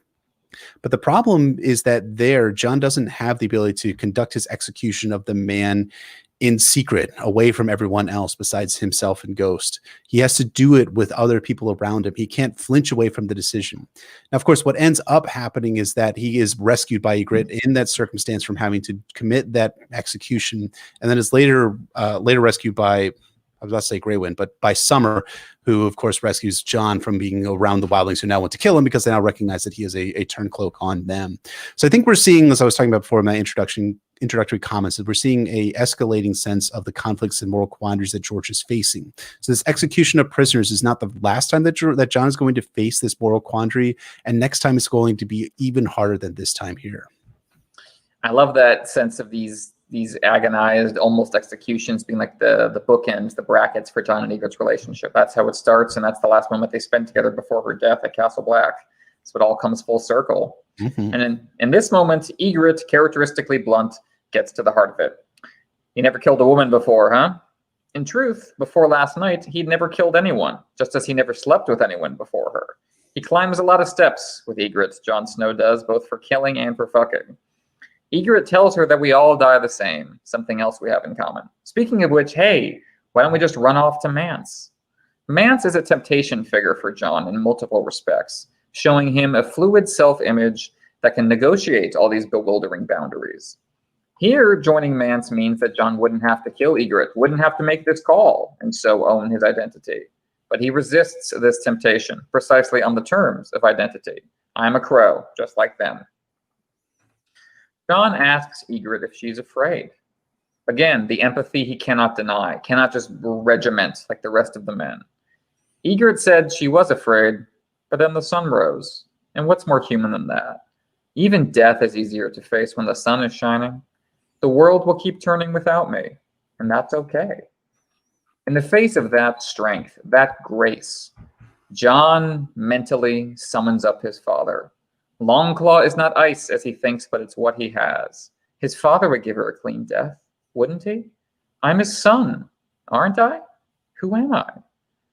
Jon Snow has crossed the threshold into the unknown and found out that it's uncannily similar to everything he left behind, just reordered, remixed.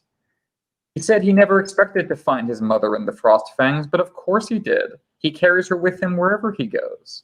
Arya and Robb and all the rest will always haunt the faces of others, like the memories in candlelight Catelyn glimpsed on the faces of the gods. You can't take back empathy any more than you can take back the hesitation to kill. Ygritte's essential humanity, the bard's truth kinship of which she spoke, has inflamed the conflict in Jon's human heart.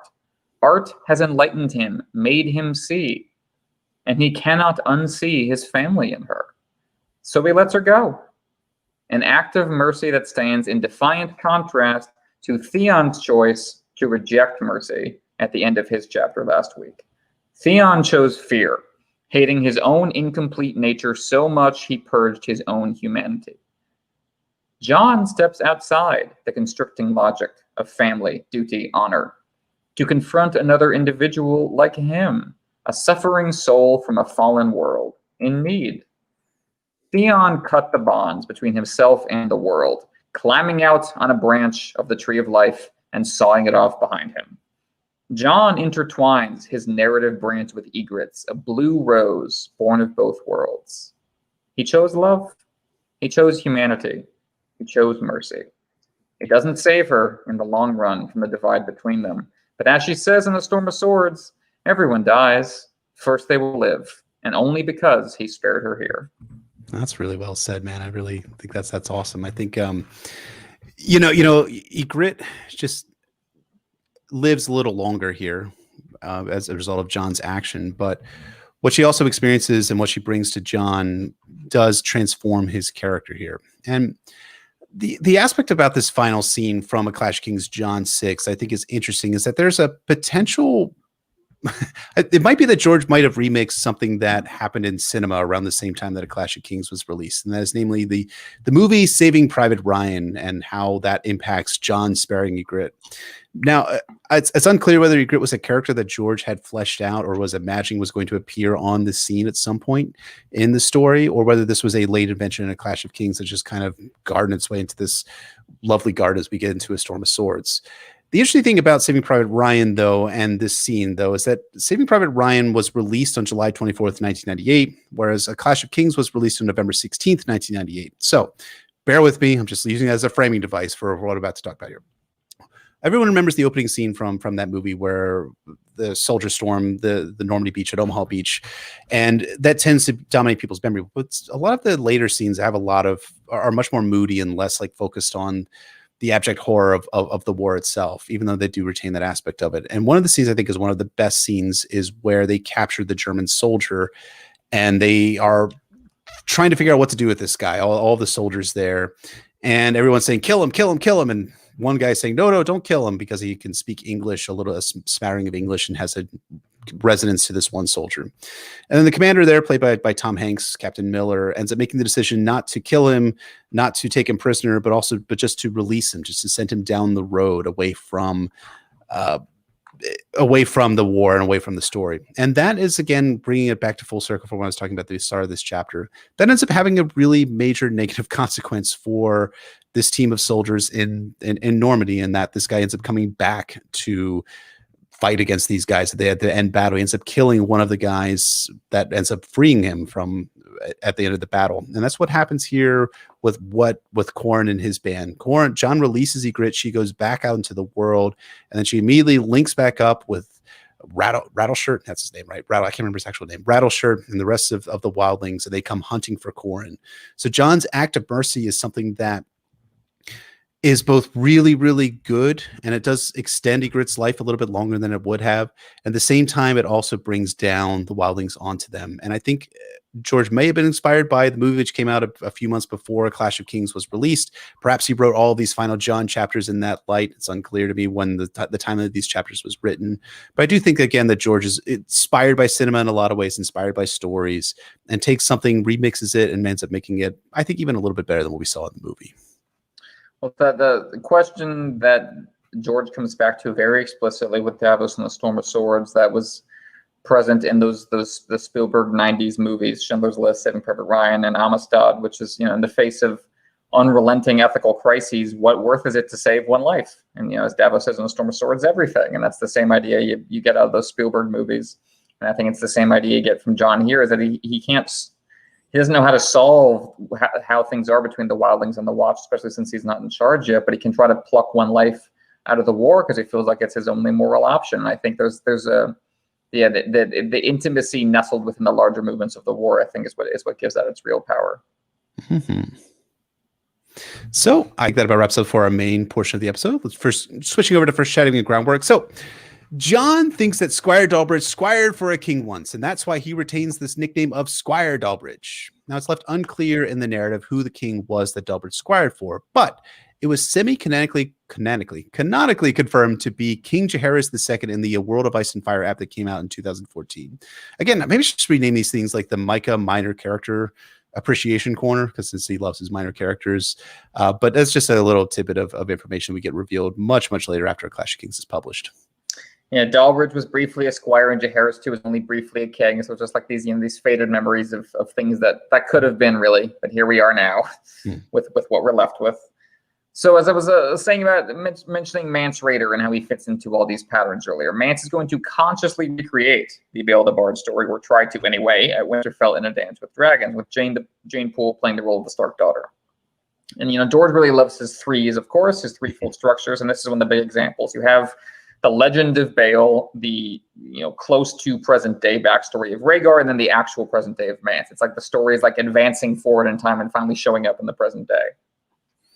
Yeah, I love that. I think like it's unclear like what George was like planning this far out, but I do think that George might have gone back and read A Clash of Kings, especially the Bale the Bard story, and be like, okay, so Mance Rayder is a singer, he's a deceiver, he also seems to like his songs. Oh, let's have him go back into Winterfell yet again as he infiltrates, as he's going to reveal in A Storm of Swords. He does infiltrate Winterfell the first time during Robert's Feast, which of course is a bit of a retcon, as we talked about when we talked about John's first chapter from A Game of Thrones, but it is something that George kind of seamlessly retcons into the story. So I do think that it's a great way that George puts the story within the story and applies that to what the narrative itself. I think it's a great way he pushes the narrative forward using stories as a way to do that. One of the other things is that George takes the mantra that John keeps repeating himself, one step and then another. John told himself, one step and then another, and I will not fall. And then he ends up recycling that kind of mantra for Samuel Tarly in his first Storm of Swords chapter. Sobbing, Sam took another step. So again, this is a spot where George is not necessarily recycling the words, but he's recycling like the way, the feeling of pressing forward despite like the hardship that you're facing. Jon is in decidedly less hardship than Sam is facing at the start of A Storm of Swords, but it is a way that George reuses language to emphasize that both the common humanity of Sam and Jon, but also that they're both enduring the elements and still proceeding forward despite them. It's very much grounded in that physical situation, that we're not leaping forward in time to the next important thing or next important thought, but just with them in the moment. Mm-hmm. Finally, the way Ygritte is written in this scene, with fear and fire in her eyes as Jon is considering whether or not to kill her, makes it seem like a preview for Jon making the opposite decision regarding Mercy when it comes to Dany, that fire would be in her eyes, that she's kissed by fire in the same way Ygritte is. That definitely stands out on reread. Yeah, because I don't think it's going to be fear that Dany will be experiencing at the end of her story. It's fear and fire. It's going to be fire and blood is what Dany's likely going to, what Jon's going to see in Dany, and the potential for that spilling out to more parts of the world, and of course his family too, which he values above all, as emphasized in this chapter several times. So moving into a theory and discussion, we've talked about Bael the Bael the Bard myth as a parallel to R + L = J, but it's interesting to think about this chapter itself as being a parallel to R + L = J, that we are seeing a kind of a coded story about Jon's origins under the surface of this chapter. And as you were alluding to earlier, there's that theory that Qhorin Halfhand is Arthur Dayne who survived in his disguise. And that theory is silly, but I think theories like that, do pick up on parallels. They just are a little overly literal about them. Mm-hmm. Like there is that line that people point to in this chapter, that Dawn and Qhorin Halfhand arrived together. Well, Arthur Dorn. That's his name now. Arthur Dayne's, exactly. Arthur Dayne's sword was named Dawn, so that sentence kind of implying, it's like Dawn arrived with Qhorin Halfhand, the sword. It's Arthur Dayne in disguise. And you think about like, it's these this crew of men in black cloaks, like the Kingsguard and Aerys' Day, were these efficient crew of men in white cloaks, and you have Squire Dolbridge was squire to a king, and you have Barristan who introduces himself as a squire in this book. And, he was a member of that Kingsguard.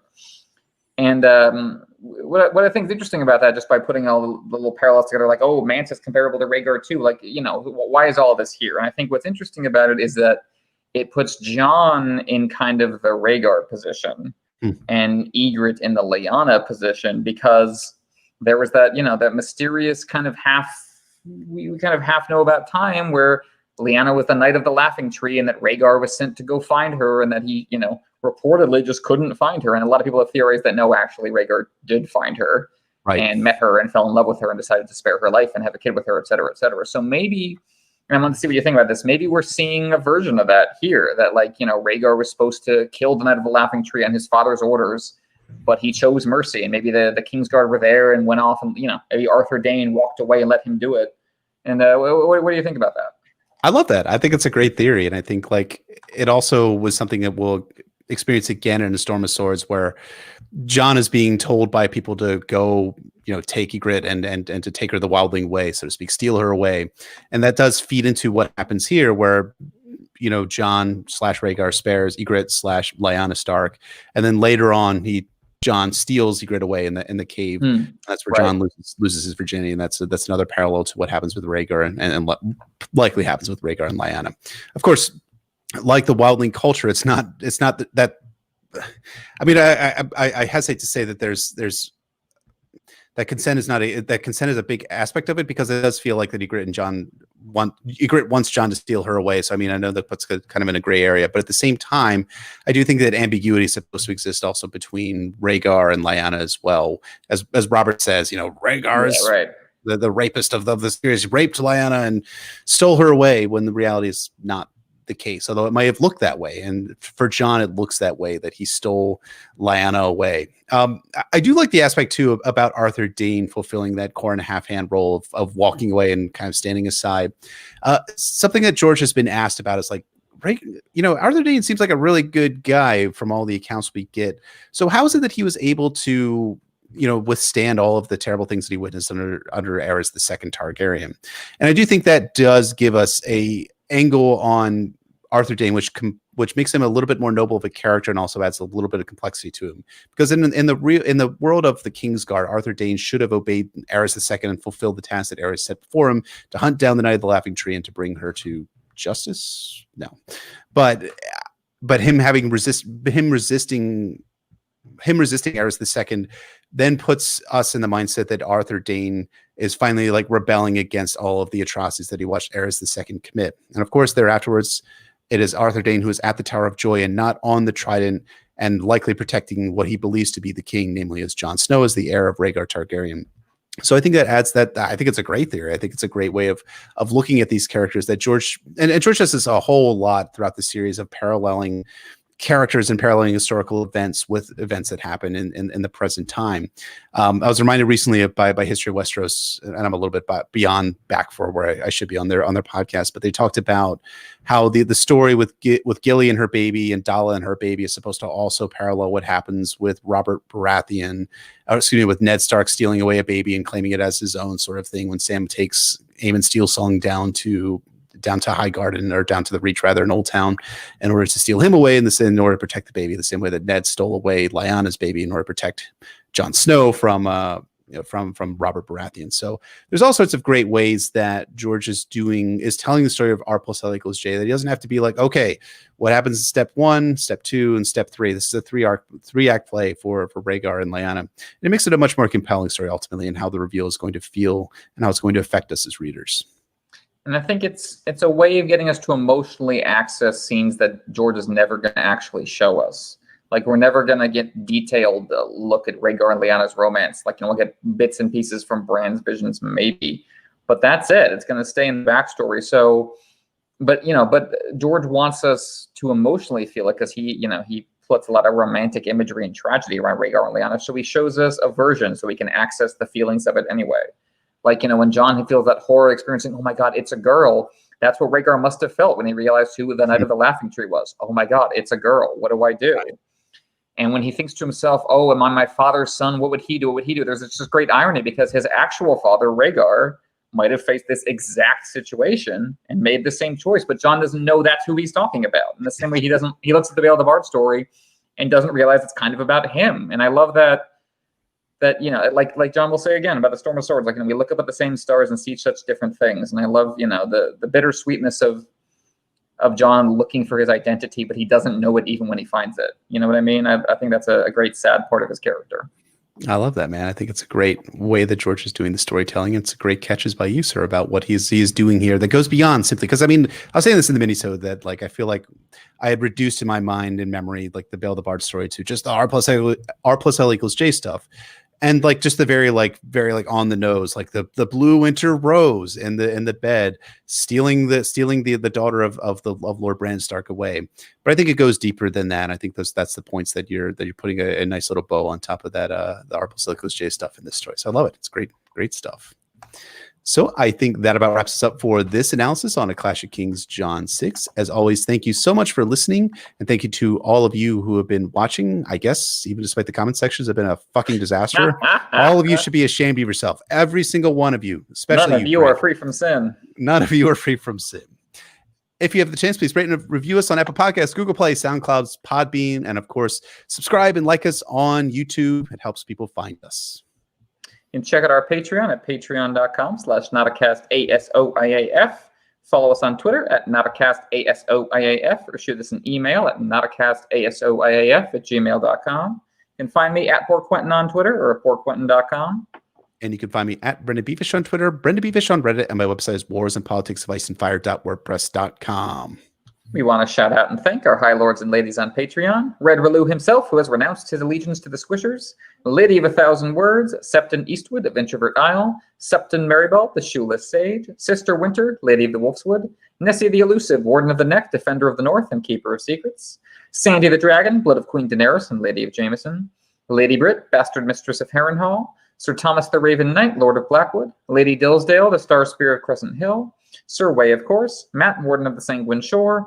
Lord Sam Kay, Sir Michael Mertens, Wisdom Benjacut, Alchemist of the Set Sen Quanta, Mage of the Arts of Boulin de Morgan, Tibbs the Great of House Catnapping, Lord J. Manderley, Baker of the Frey Pies, Septon Merriful Head of Hair, Lady Silverwing, Joe Snow, King of the Metro North and Protector of the Tri-State, Kaboth the Unfrozen, Lord of the Bricks and Castle Crimson Light, Sir Keith of House Corbray, Wielder of Lady Forlorn, Lord Andrew, Warden of the Dubai Sands, Ryan Noy, Forger of the Mighty Hammer and Keeper of the King's Anvil, Lord Young of the Ghost Woods, Lady Mira Reed, wielder of Dark Sister, slayer of Tinfoil, Lady of Rainy Afternoons, Sir Will of the Anarcho-Syndicalist Commune, Lord Clay, Sir Small Paul, Garden of the Stonehaven, defender of Donatar Castle, Septon T-Bone, refined wrangler of icy arachnids, Lady Veronica, caretaker at the Inn of the Crossroads, Lady Danielle of House Lannister, and our two newest High Ladies, Titanium Pirate and Lady Carly. Thank you so much to our High Lords and Ladies, and a special welcome to Titanium Pirate and Lady Carly.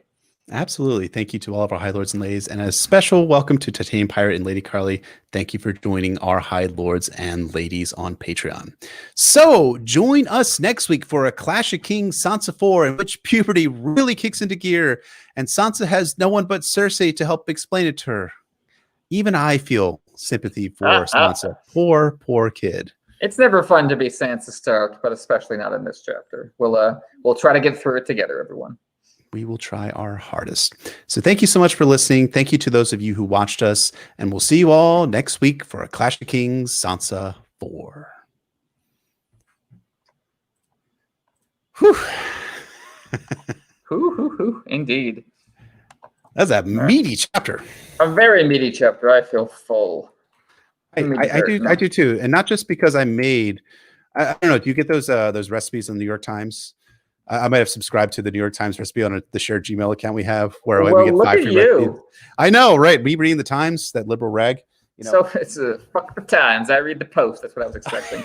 But no, yeah. So what do you got? What are you making off of that? Well, we made tonight. I made the fried chicken with like sour cream. It's great. That was the chives and everything. Yeah. Ooh, okay.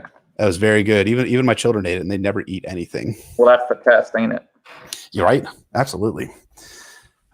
Sorry, just getting ready for Not a Cast After Dark here. Of course. We had some nice drumsticks today. With some paprika and some cumin and a bunch of garlic powder. It was pretty good. Oh, nice. It was nice enough to keep Chloe fed.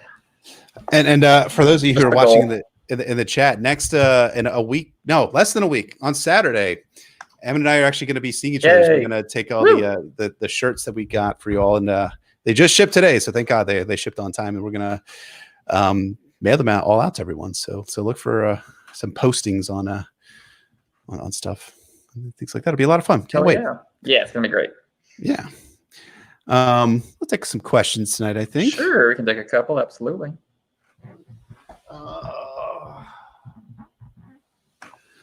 Let's see here. Guilty Undertaker says, "Happy Canadian Thanksgiving for any Canadians in the chat. Happy Thanksgiving to America's top hat." Agreed. Yes, indeed. What do they do for Thanksgiving? And do they do anything different? They eat what do they got up there? They got pigeons. Pigeons, penguins. Penguins? I don't think they got penguins up there. I don't think so. Maybe illegally. Maybe they have illegal Canadian. Are penguins only an Antarctic thing? I'm pretty sure Canadians are. I think there's a Far Side cartoon where it's a bunch of penguins on an iceberg and then a polar bear with a little penguin mask, and the penguins are going, "Man, now Bob's missing. Something's wrong around here. I don't get what it is." I'm pretty sure it's And then the polar bears only exist in the Arctic. He got letters like that. I'm pretty sure penguins are only in the Arctic. Yes. That sounds like a thing that exists. I do remember something like that. So, all right, Micah, who of course is the aforementioned Micah's Minor Character Appreciation Corner, says, "Hey guys, what did you feel when you found out Tyrion was going to Team Dany? Whether you first learned it reading the books or watching the show?" That's a good question. Do you remember? This would have been after season 2, so this would have been Dance. Right. Well, I remember reading A Feast for Crows and being like really disappointed that Tyrion was. I was that basic fan who was like, "Where's Tyrion and Jon and Daenerys in this book?" But sure. I think for me, I guess like in my mind, like subconsciously, I probably expected it at some level, right? That Tyrion and Daenerys would get together at some level. I mean, like Tyrion's story in A Storm of Swords has him literally crossing a fated like Targaryen red dragon as he's going through the Red Keep tunnels. So it feels like he's crossing the threshold to the new part of his journey.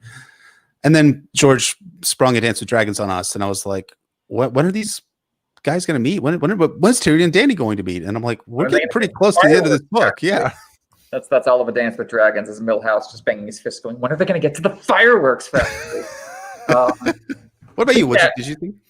If I recall correctly, I think it was clear to me because Varys was involved in getting Tyrion away, and Varys has already been set up as involved in Targaryen things. So if I recall correctly, that was clear to me. But I think I was just reeling from what Tyrion just happened with Tywin and Shae, so I wasn't thinking, I think, too far ahead at that point. And yeah, Feast is just like the same, but where's Tyrion? What's he's going to turn up over here? He's going to turn up over there. So I think George effectively kept me distracted. I think that I wasn't wondering too much about it. That makes sense. I mean, Tyrion is, yeah. I mean, like, I remember, like, when I was reading A Feast for Crows, like, everyone's, like, head is being brought, all the dwarves' heads are being brought to Cersei, and I'm like, okay, so Tyrion isn't in Westeros, doesn't seem to be in these other free cities, so where is he exactly? I do remember that very distinctly, and of course, you have him drinking his way across the Narrow Sea, and to start his A Dance with Dragons. I remember like breaking into a big smile when that first line from A Dance with Dragons, I read that. Sure. Yeah, it's just a good way of doing that. All right. Kajani Gokash asks, hey, Not a Cast Podcast, did you enjoy the season 2 finale of The Boys? I haven't gotten as far as the finale of it, but I know of it though. I loved it. I thought it was great. I will not I know the whole thing, but I've been enjoying a lot of what I've seen in season 2 so far, so I will get to it. It became much more like zany, I think, in season 2. Like season 1, like that should be. There's this in season 1. There's a couple of moments where I feel like I'm like not necessarily like the person that flinches away from watching too much media, but there were some moments in season 1 where I'm like, okay, I need to take a break from. Let's read the Bible for a little while after that. Season 2 felt much as crazy as the whole season was. It was a lot of fun, zany fun. I don't know. I like season 2 a lot. So I think when you watch the season finale, you'll really enjoy it, especially the last Homelander scene. I think you'll really I think it's good. I think it's reached the tone it should have. Mm-hmm. All right. Mick asks, some fans believe that Jon doesn't care much about Sansa, that she's just an afterthought. Do you think he would have broken his Night's Watch vow to save his sister if he thought it was Sansa instead of Arya? Ooh, that's a good question. No. Look, Jon and Sansa have interesting parallels. I'm sure have a much more mature relationship if they met each other again, and they have a nice dynamic in the show. But they like George really like this is like the least developed Stark dynamic you could possibly think of. Like Jon and Arya is the one that clearly is close to his heart. So, I think he would definitely care and try to save Sansa, but he would not like lose all rational attachment to any other goal because Arya is the person he cares about most in the world. So I think that's definitely a layer to it. I think it's a good point. I agree. Yeah, absolutely. I think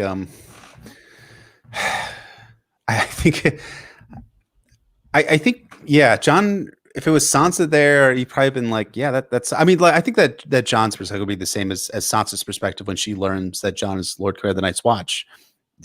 I mean, maybe a little bit less because he knows who Ramsay Bolton is, but isn't that interesting? It's basically Sansa's perspective. Oh, Jon Snow.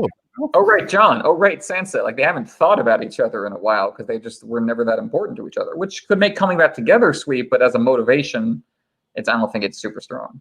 Yeah, I think it's an underdeveloped. I mean, maybe I think it's intentionally underdeveloped. I think we'll see some more stuff going forward, but I do not think that Jon would have done the stuff he did in The Dance of Dragons had it been Sansa instead of Arya, or fake Sansa instead of fake Arya. So, yeah, that would have been all good. You want to do the James Hibbert book question, or should we skip that one? Any thoughts on James Hibbert's book released recently? No, not really. Honestly, there's not much to think about. That's my thought. My thought is to read Kim Renfro's The Unofficial Guide to Game of Thrones. That's much better, much more full of personality and actual interest.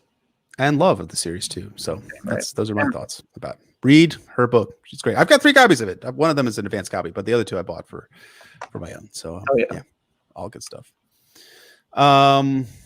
Sam Flynn asks, B-Fish, I love your Agincourt theory regarding Mace Tyrell's Summer Nights versus Ruthless John Connington, the Golden Company at Storm's End. Do you think George R. R. Martin will include it with all the other stuff he has to get into in The Winds of Winter?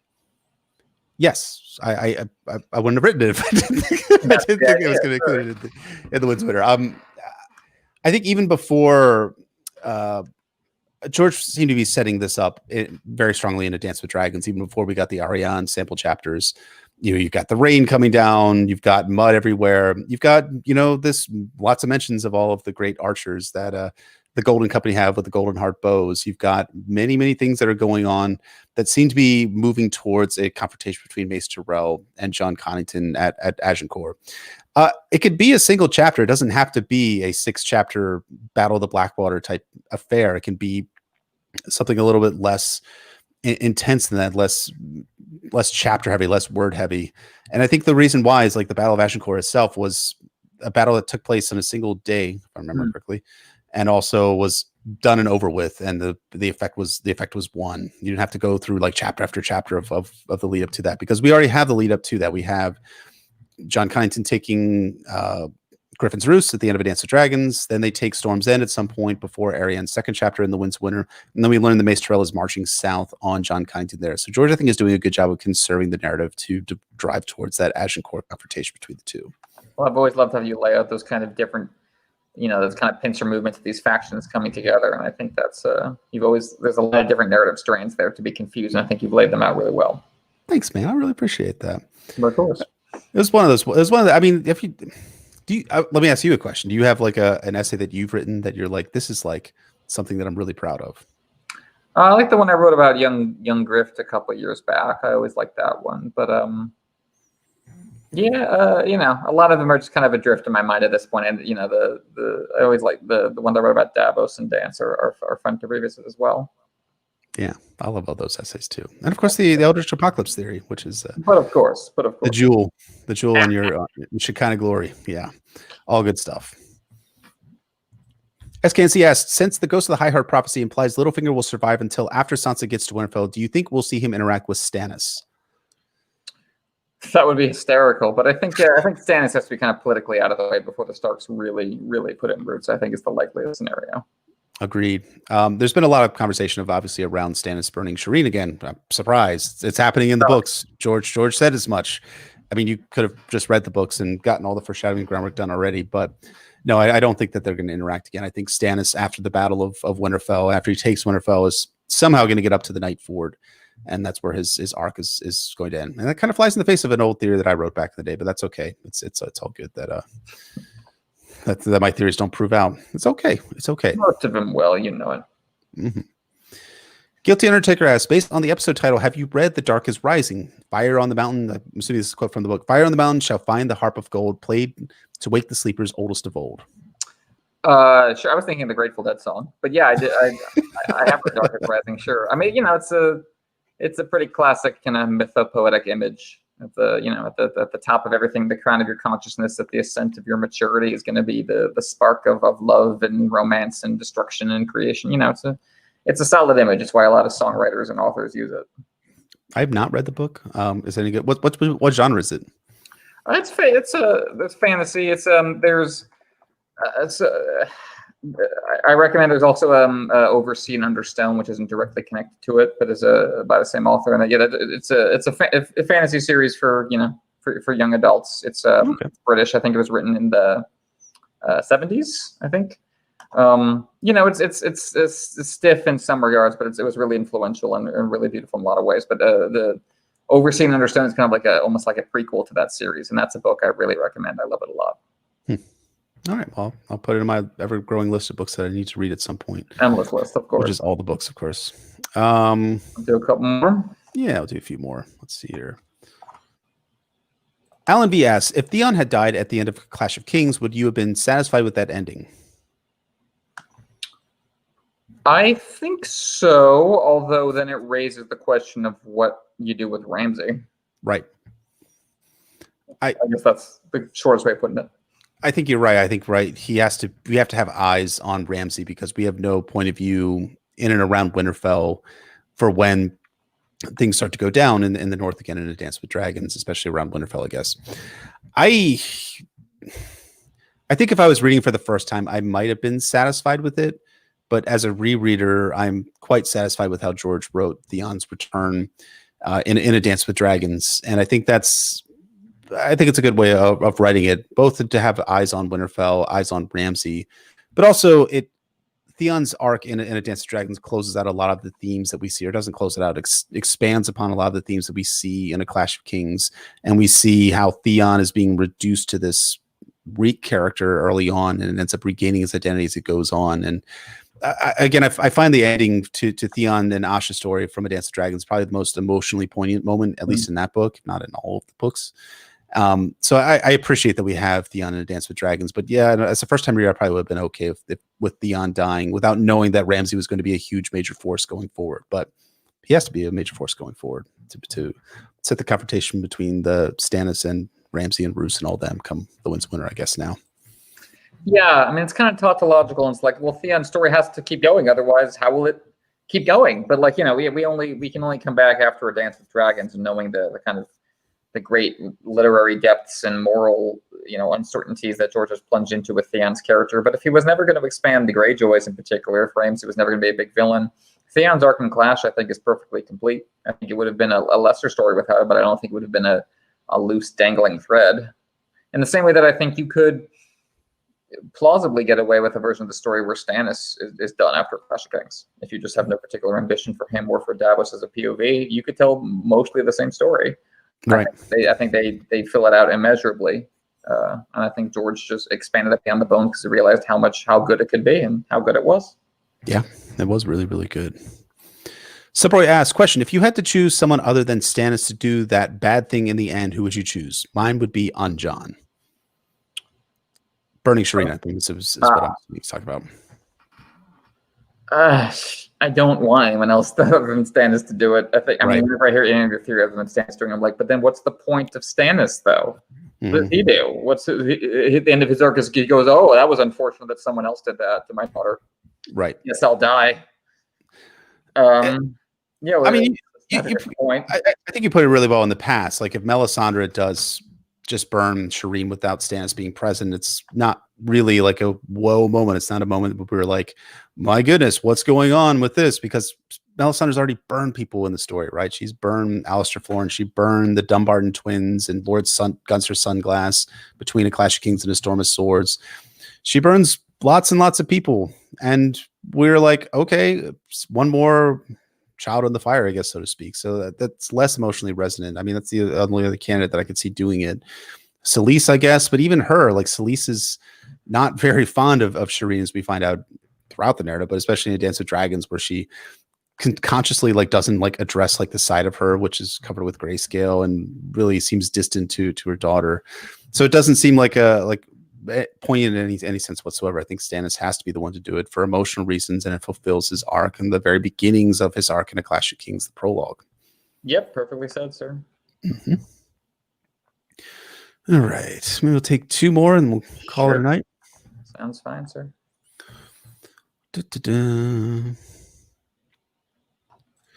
SKNC asks, you've said in the past that Ramsay is to Roose as Tyrion is to Tywin, the more unrestrained reflection of their father's evil. But doesn't this describe Joffrey better than Tyrion? Joffrey vis-a-vis Tywin? I don't think so. I think, that's the way Tyrion needles Tywin is by saying Joffrey is like Aerys. Mm-hmm. That's what really freaks Tywin out, that he's recreated his best friend who turned on him and ruined everything. Tywin isn't. Joffrey's just not smart like Tywin. Or just, more to the point, Joffrey's not interested in being smarter. Joffrey's not interested in learning and developing control over systems. He just thinks this is what being king is. In that way, he's more like a Darksider Robert, almost, you could say, or Cersei. I think Tyrion and Tywin, it's that particular combination of intelligence and base resentment. I'm going to use all my intricate brain power for the pettiest bullshit I can think of. Joffrey isn't. I guess he is petty, but Joffrey's childish in the way that Tyrion and Tywin, their pettiness feels very adult to me. Mm-hmm. So I wouldn't quite. I stand by my statement, frankly. I think you're right. I mean, the only thing I can see is that Ramsay and Joffrey both have this kind of. I don't even think that Joffrey has the low cunning that Ramsay has, but at least they have that kind of psychopathic, inflict violence on people around you sort of thing. Whereas Tywin is much more measured and deliberate in the ways that he inflicts horror on people. Not to say that's good or anything like that. But yeah, I think like Roos and Tywin have certain parallels. I mean, there's lots of Tywin parallels throughout the story. Stannis, as well, as we talked about, and the Clash of Kings prologue and Davos 1. But I do think that it's more. I do think Tyrion is more to be like Tywin's son, more that deliberate aspect. And we do see that in A Dance with Dragons too, where Tyrion is outside of the walls of Marine, and he's like, well, if I was in charge of this siege, I would poison all the wells and burn all the trees and do all that things. That's what Daddy Tywin would do. Tywin shit. Yep. That's the Tywin shit that I'm really into these days. Yeah, so I think that Tywin is much more the parallel here. So all good. All right. One last question here. Yes, sir. Okay, we'll do. Buy a gun 0889 asks, who wins in a fire versus ice fight, Melisandre or a regular other? Well, I mean, yeah, we have the other's ice magic is still kind of left uncertain because as it goes, like, do they bring the cold, or does the cold show up first? So who knows what they can actually do. And I think if you want to take season 8 as canon, we have the scene where Daenerys comes onto the Night King with Drogon and attempts to light him, or excuse me, Daenerys and Drogon come onto the Night King and attempt to light the Night King on fire, and it doesn't work. So is that something from George? I think that's a possibility, that it's only Valyrian steel and dragon glass that can actually kill an other. So I think in that fight of fire versus ice, I think a regular other would win. Of course, we do have to consider that Melisandre is also several hundred years old and, can potentially survive a fight like that, but I don't think she would come out for the better from it, though. Yeah, I think she might be able to improv and come up with things that a White Walker might not be able to expect, but I think in terms of sheer magic power, if you just measure that in, tons or degrees or whatever, I think the White Walkers just have an edge. Melisandre is just kind of trying to be like that and is never quite there. Agreed. All right, folks. Well, I think that's going to wrap us up for this analysis on the Clash of Kings Tyrion, the Clash of Kings Jon 6, and of course our Not a Cast After Dark session. We really appreciate all of you folks sticking around and chatting with us and asking your questions and keeping a very vibrant comment section going for this live cast. We appreciate all of you. We'll be back next week for a Clash of Kings Sansa 4, but also check out, for those of you who are Sworn Sword and Higher patrons, we're going to do our mail order on Saturday. So depending on where you live, it could be a few days to a few weeks for when your shirts will arrive. So we appreciate all of your support. It's a small way of saying thank you to all of your support for all these many months. So thank you so much. Appreciate it. Absolutely. We're so grateful and humbled by your support. So we can't wait to get those shirts out to you. Thank you so much. And we will see you next week.